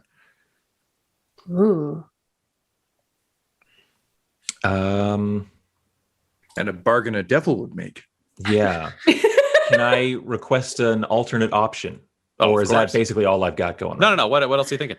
I've hit the ground because I've stumbled forward with this guy, right? I'd Yep. like to just roll between the beds. So I've got cover of like these injured people. So just to bail into cover, Just essentially. bail into cover, yeah. You can. It's worth noting you have left Vesnia as you were the cover with no cover. That's true. Yeah, you know what? Let's throw that knife. If you were one of the other characters, I wouldn't remind you of that. But as the squad leader, I feel like you're better Yeah, at tracking thank you. details. Yes, thank you. All right. Appreciate that. Let's do ranged light with agility. For the throw, I will say it is difficulty. You guys are good with the themes. If it was anything else, I'd make it a higher difficulty, but I'll say it's difficulty 2 for you to throw the knife that you're like ritually attuned to. All right. And I'll toss that story point right back at you. Great. I will throw a setback at you because you're throwing a weapon having fallen down as opposed to That makes sense. doing a cool ninja move. It's very smooth. There's the sound of like air leaving me and effort sounds, which is like as I like try and throw it, trying to be quiet, trying to exert force. Yeah. 4 advantages. That is the total. Oh, interesting. For advantage. I have Oh, something got to an idea? offer. Go for it. Where obviously I'm not doing any damage right now, but I think in throwing my knife, he raises his weapon defensively to deflect it, and so now he is no longer aiming down sight at us in this like next instant, and that can provide an advantage to. Why can't I remember anyone's names? Vesnia. Do you want it Vesnia. to provide a disadvantage to him shooting Vesnia, or do you want it to provide an advantage to her shooting next time? I think at a disadvantage to him shooting her. I think he would basically have to quickly recover from that, me just flailing a knife at him, clicking it out of the way, and then having to basically find the target again. Yeah, I'll give Alternatively, him he may two, try to shoot at me, which I would also like to have him take a disadvantage on. I'll give him 2 setback to his next turn shooting. I think that makes perfect sense to me. Okay. At which point, the guardsman, he slaps, the knife out of the air. The other guardsman opened fires first, and he follows quickly afterwards. Let me check something. What's cool? Cool uses presence. I'm just going to see how tactically smart these boys are. The answer is smart enough. They're going to be shooting at the person with a gun, not the person throwing a knife. So they'll be taking their shots at That's fair. Vesnia. So smart. Ranged. Oh, we went through at least 2 days of boot camp. And I remember Sarge always said if a guy has a knife and a different guy has a gun, you should shoot the guy with the gun. But, I'm also scared of the knife guy because he seems to be exerting a lot of effort. Anyway, I guess we should kill them both because they're prisoners. He's back. The cab driver, Timothy, is back. Timothy, I think? Yep. He's never far from the surface. There's no escape. All right, let's see. Did anybody want to add anything? Do you know what? I will throw a story point on here. That feels right for these boys trying to not die in a hospital. One of them yells, "Save the doctor!" Says the other one after the one guy's yelling advice from their sergeant. They're brothers. They're both really freckly, and they're both clearly 17 and lied about their age to get this job. Hey, he's probably right. We should do that. Yeah. But you guys are all really happy to be introducing them to the Chaos Gods will eat their souls. So, Yes. net gain, really. I just see them as impressionable. All right. So Vesnia, they managed to hit you. Their die pool was shit, but they managed to hit you with triumph. So Oh no! they're closing together and hit you. You will be taking. It's 8 damage. Okay. Subtract your soak from whatever that. Oh, where's soak at? It's blank. Does that mean I don't have any? What's your brawn? 3. Okay, then your soak is 3. Okay, I'm gonna write that in here. So you take 5 damage. Okay. And gotta get out my crit chart here. Oh no. Damn, the Tully brothers are really good at shooting. Mama Tully didn't raise no fools. All right. You have been winded. Okay. Oh man. make You the sound I cannot made. voluntarily suffer strain to activate any abilities until your critical injury is healed, which means you are shot, and I would say it hits you glancing off your temple. Uh-huh. And the demon voice in your head goes silent. You Oh, will not be able fuck. to activate your warp senses. We're gonna need until a doctor. Yeah. You get to heal that. Luckily, we're in a medical bay. Yeah, luckily you are in a medical bay. And I mean, he may be a drug addicted loser, but he's not the worst doctor in the Empire. All right, so we are back to Vesnia. Okay. You've received a heady blow that has stripped you of your warp vision. Yes. The guardsmen who dared fire upon you are still standing. I wish to fire back. Wonderful. Do you have a preference? Knife boy, other one? No, knife boy. Well, might as well attack the same target. I'm following the leader. Nice. All right, so that'll be a ranged light. Okay, let's do this again. I'm going to give you a setback die on that roll because I feel like the loss of the warp powers will be affecting your vision in a way you wouldn't anticipate. Yes. I will give you an additional boost because I think you would also be fucking livid that you lost those powers. So it's kind of the rage problem. And then balance. I get a boost because it's attacks against Imperials. Yep. Oh yeah. And I will. No, that feels right. Difficulty 2. Okay. And I guess I'll take a story point then. Yeah, go for it. Okay. So that means I have 1 green, 3 yellow. What was the difficulty? Difficulty's 2, so 2 purple. 2. It's 2 purple, 2 blue, and 1 black. Yes. Okay. I'm going to push a button. I got 1 success, 3 advantages. Nice. All righty. I think he caught you in the temple and you catch him right in the fucking forehead. Like, I think it's like the blood pact in you does not require the demon to be able to just commit murder against shitty Imperial guardsmen. So he slumps back. Carl, your target has fallen. I honestly, you were so close that I'd say you can grab your Athame as an incidental or you can grab the rifle. What do you want to do? Let's grab the rifle so that at least from where I grab it from, I can fire off an attack. Yeah. I mean, I would say this is all close enough that you could get a melee attack on him if you'd rather get up close. Sure. You know what? Yeah. I'm more proficient with that, so that makes more sense that it would be more of a certainty to kill that guy. So yeah. Right. So let's say Vesnia and the other guardsmen are both kind of trading shots as these things always go, kind of ducking behind tables and firing. You stealth along and then just get to launch yourself over a table at him with your blade in hand. What's the difficulty on that? Difficulty is 2. Okay. Yeah, I'm good to roll then, unless there's anything else to go for it. No. Okay. So, 3 successes, 3 advantages. Yay. I don't know what happened to my ability to speak there for a moment. He did. How you kill this guy? One hand is open and just grabbing like the barrel of the les rifle and just lifting it up out of harm's way, and then the other comes up and just kind of gets him in the side of the head, just right where I don't know how the helmets work, but I think basically just like right where the helmet ends and the soft part of your head begins, he just punctures it that way. Yeah, so just ram it right in through the skull, and then when you yank it out, it sprays blood that splashes across the medical room door. Yeah. There's yeah. And then I'd say a few moments later, you guys have taken the room. Dr. Tonks is like, "Oh shit, man. I I got, you can have the drugs. And he just points to the corner and there's just like clearly some basic medical supplies, but he clearly doesn't have any good drugs. And then I'd say that the door opens and Morgath and Flinch kind of return and you guys have taken the room. Great. You've got Tonks who's not fighting and Smoosh is like, what the fuck? Who fucked? Oh, God damn it. Is this that stupid fucking escape? Vesnia, her first priority would be to like get up, sling the gun over her shoulder, and then like stomp over to the doctor in the medical area, like holding her head and being like, just fix it right now. Just give me like, and like freaking out, shoving the doctor, like holding her temple that is bleeding. What is All right, happened? just I can't think straight. I can't hear it. I can't. The voices are gone. I think I'm injured.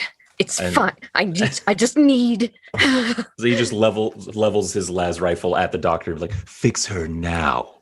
We Okay, need I'm her." gonna work on it. Just a second. Yeah. And he's like clearly panicked and he's already a little jittery to begin with, but luckily I decided how good this doctor was earlier, so I know his stats. I don't know why I thought you guys might need medical help, but I thought about it. Morgath has his knife out and was about to make the exact same threat. And then sees Carl does it and is like, yeah, you know what he said, but I feel like his threat was real scary and he's got like a gun or something now. So like, yeah, do what he said or else, but like me too, but more maybe, I don't know. Fix her. They'll just flip the knife up and grab it and look around and be like, oh, hey, there's dead guys in here. Yeah, and he was just like, Morgath, flinch, guns on the floor, take them. And while that's happening, can I like see if there's any way to basically lock the door just to like, I don't know, some sort of techie way to like shut the door just so that we don't get like interrupted and like shot at instantly? Okay, to go through these things kind of one at a time so my brain can track Now! them. Flinch. What you can do is mechanically lock the door lock so that it won't open for anyone. You will have to mechanically unlock it, but it does mean if someone comes to use a key, they'll want to know why they can't get in. Do you want to do that? Do you want to not want to do that?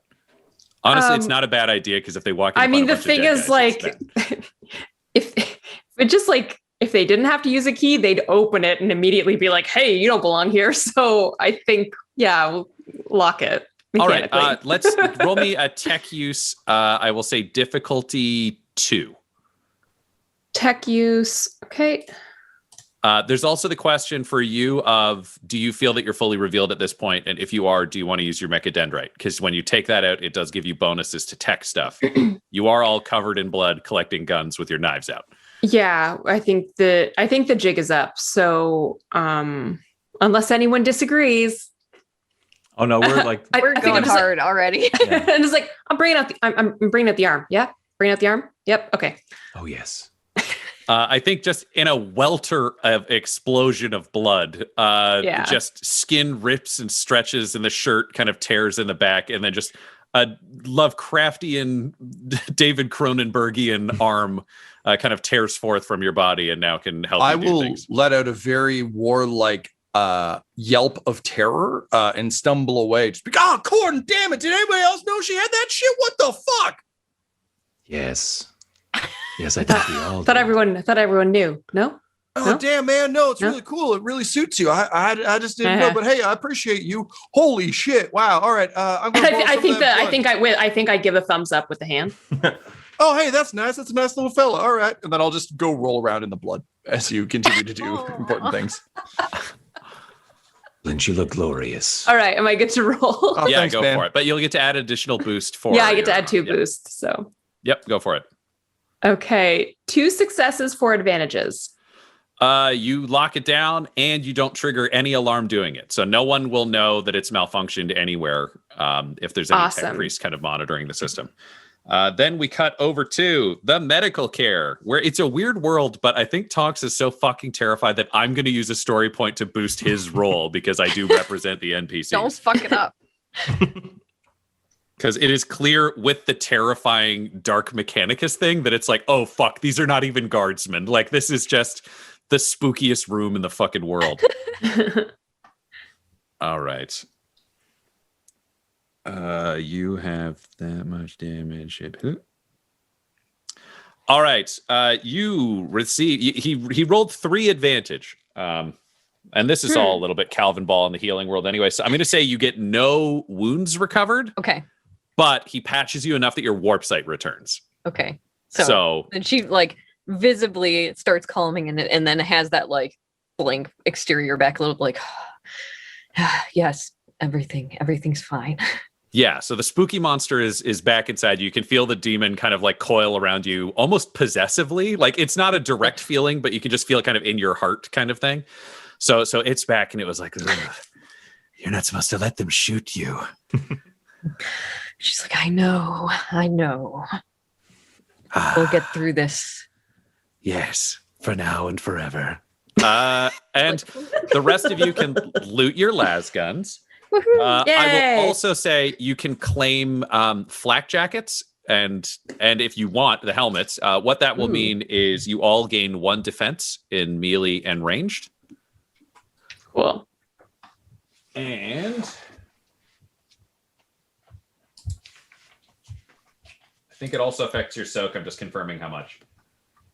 Cool. Protective gear. So that was a flak jacket and a helmet. Yeah, if you want to take the helmets, I'll let you have the bonus without the helmets. I'm not going to be without like, pay for your head. Fuck you. Okay, so yeah, it'll be the equivalent of a light flak coat. So it'll also add 1 to your soak. Awesome. Take it. Will this be an issue for Vesnia, given that it is Imperial gear? Most Blood Pact stuff is stolen from the Imperium and then stained in blood. Oh, so. yeah. Then it's gonna like put it all on, and then I'm gonna go where Morgath is and like play in the blood and be like, we're both just wearing let me feel better. Rolling back and forth, just a couple of peas in a pod. Yeah. I stab like a little hole in the back of my jacket so my arm can fit through. Yes, and Vesnia is gonna come over with her knife and cut Morgath's sleeves off. And just like tears down the blood of my face. She's a team player. That's real great. You're a real good friend. Hey, listen, I'm gonna do something kind of gross over here for a second. You let me know if you want one though, because I got your back. There aren't enough for everybody, but I think I got this one. And I'm gonna turn to Smush and I'm gonna be like, hey man, I'm real sorry, but Corn wants real specific things. And then I'm gonna take my knife and I'm gonna slash his face off. Wait, what if you just do a sleeping guy? What the fuck? Yeah, no, sorry, pal. No, sorry, it's gotta be you. I'm real sorry. Yeah, this is great though. I appreciate you. So I'll cut his face off, and then I'll grab a couple of I guess like if there's like a medical stapler or something gross, and I'm just gonna staple his face over my face. Joker in Scott Snyder's Batman style. And as soon as I'm done, I'm like, oh, that's the stuff. Now I feel like myself again. Hey, you guys want a grotesque too? I'll make you one. Smoosh is dead, just to be clear. Smoosh did a lot of screaming and then just died horrifically. Smoosh did a lot of screaming and then paid tribute to Corn. Like, it's fine. And I'll just look around and be like, anybody else want one? They're real comfy.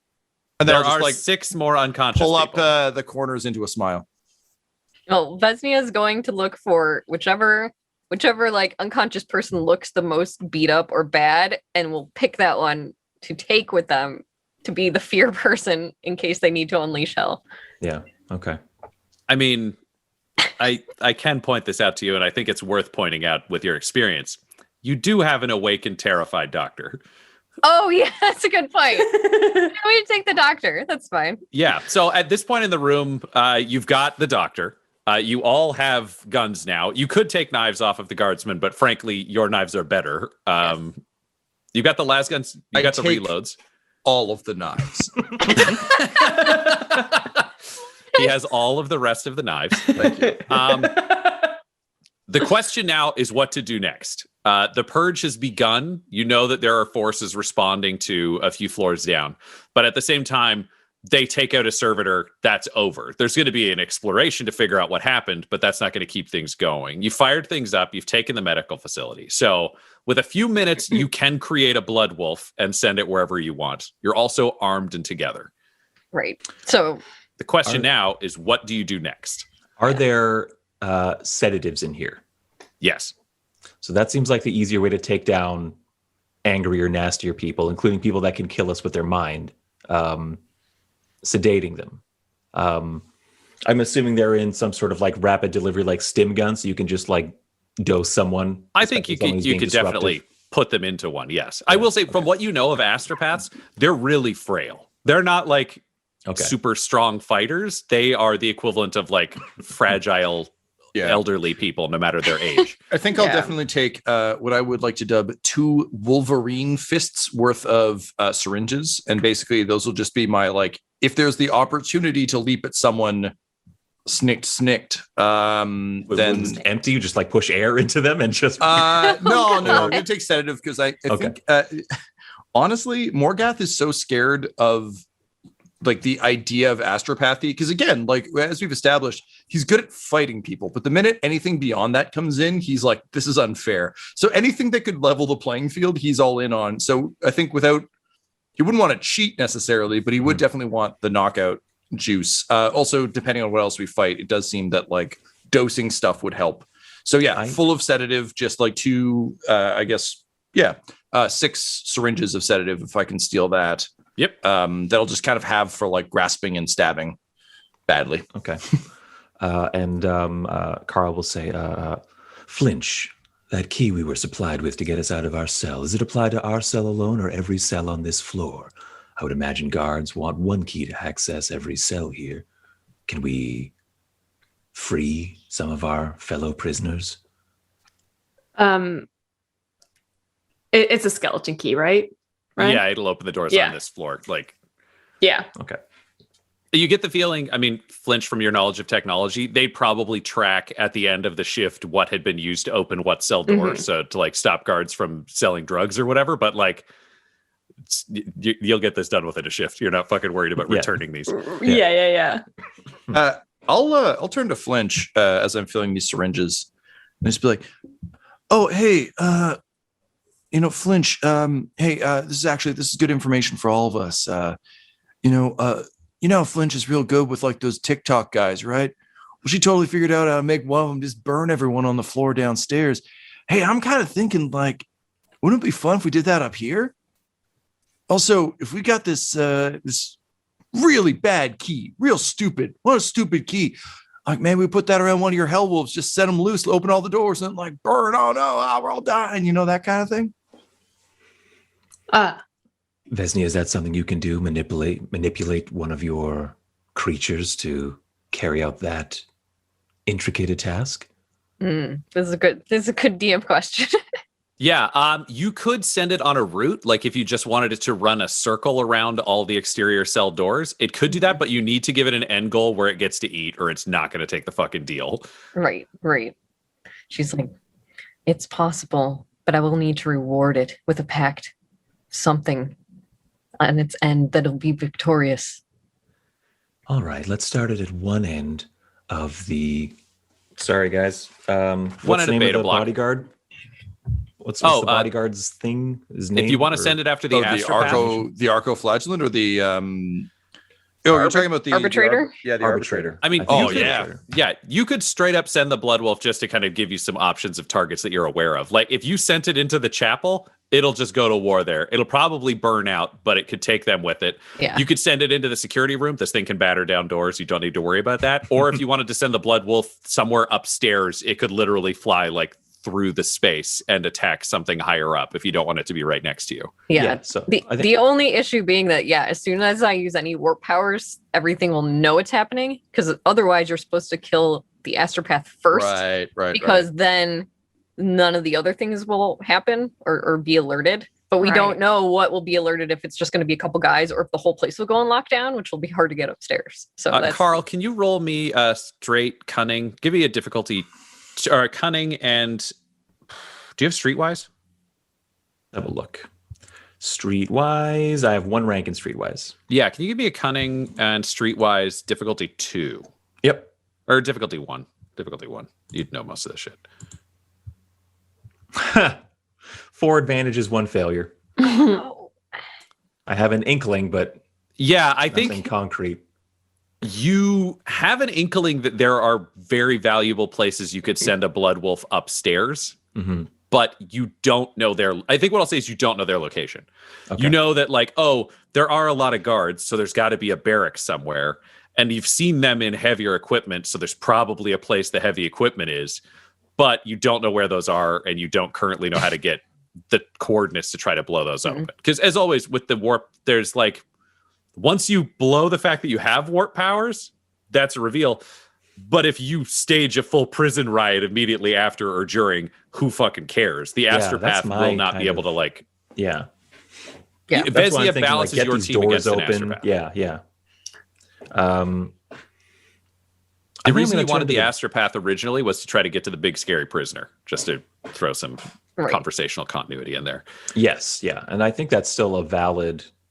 Because do we know the prisoner is objective. on the first floor? Or is Prisoner like- is attached to beta block. You can get to the prisoner. Oh, here. okay. Those are Okay. suspended in the open air on our block. We basically that you would use the cylinder to lower a bridge that I don't know, but I'm assuming the bridge lowers and container opens, or Yeah, something the like bridge that. lowers, and you didn't see it, but you would assume the cylinder for the bridge is probably the cylinder that opens it. Yeah. Okay. Then yeah, we can.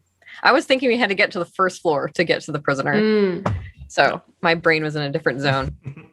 It seems like they laid it out for security reasons, so all the tanky Imperial stuff is first floor, and then as you go deeper, it's just like more and more. We just put scumbags here because we can lock it off and shoot them. Right. It just turns Okay. into Necromunda, just a few Yeah. floors down, you know. So we can definitely do a dog loop. I'm going to turn to the doctor and say, where do the guards sleep? Upstairs. I know it's upstairs. Again, one of you people, look at the outfit, not a fancy doctor, just prison doctor. They don't let me up there, but I know they're up.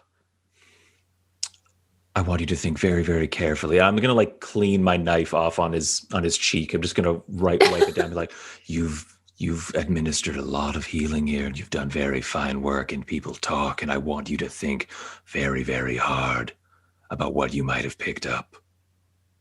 Okay. Can you roll me a coercion? Yeah.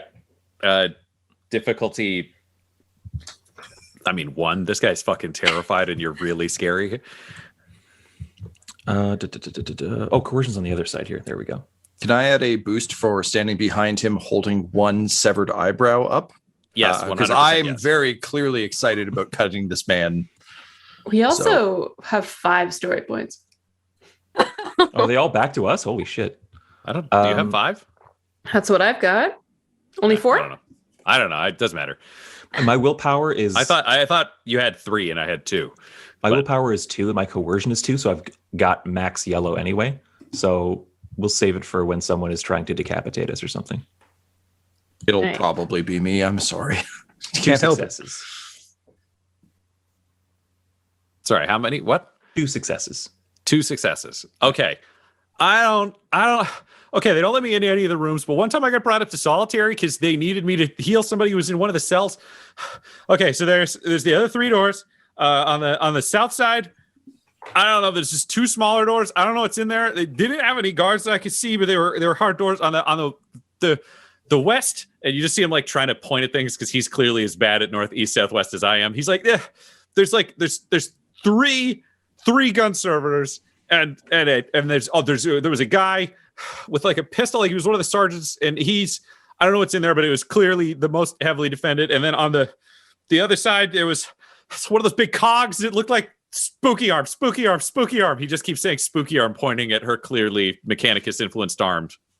And he's like, I don't. What if you guys just like leave me here? That'd be so cool. I'll help the other prisoners or give you their faces. I'm not a good person. I just don't want to die. You're not going to die. You're going to be quite the opposite. Reborn. It's going to be beautiful. Veznia, is that enough information for you to send one of your little friends off after freeing everyone on this floor? It certainly is, she says, and like knife start to cut. Yeah, so I think there's just that classic, the doctor screaming into the corner as Vesnia closes in to start kind of carving him up. Yep. screaming as he feels his very soul being cleansed from where it binds to his flesh, and the demon around Vesnia's heart kind of extends itself out and through her limbs. For the rest of you, this just kind of makes you want to vomit while the room grows kind of like chillingly cold to the point where the blood on the ground freezes as this man just keeps screaming. I think my head spins and I chuckle as like bile like seeps out of my mouth. Like, yep, that's fine. I'll allow this that. has happened before and I love it. And it's like a roller coaster. You feel kind of sick, but it's also kind of fun. So hell is being brought to this bastion of false hope, having proven to be even deadlier than any of its inhabitants had expected. Our Blood Pact Prison Break Dark Heresy adventure features our GM Ryan LaPlante, along with players Tom McGee, Tyler Hewitt, Laura Elizabeth, and Del Borovic.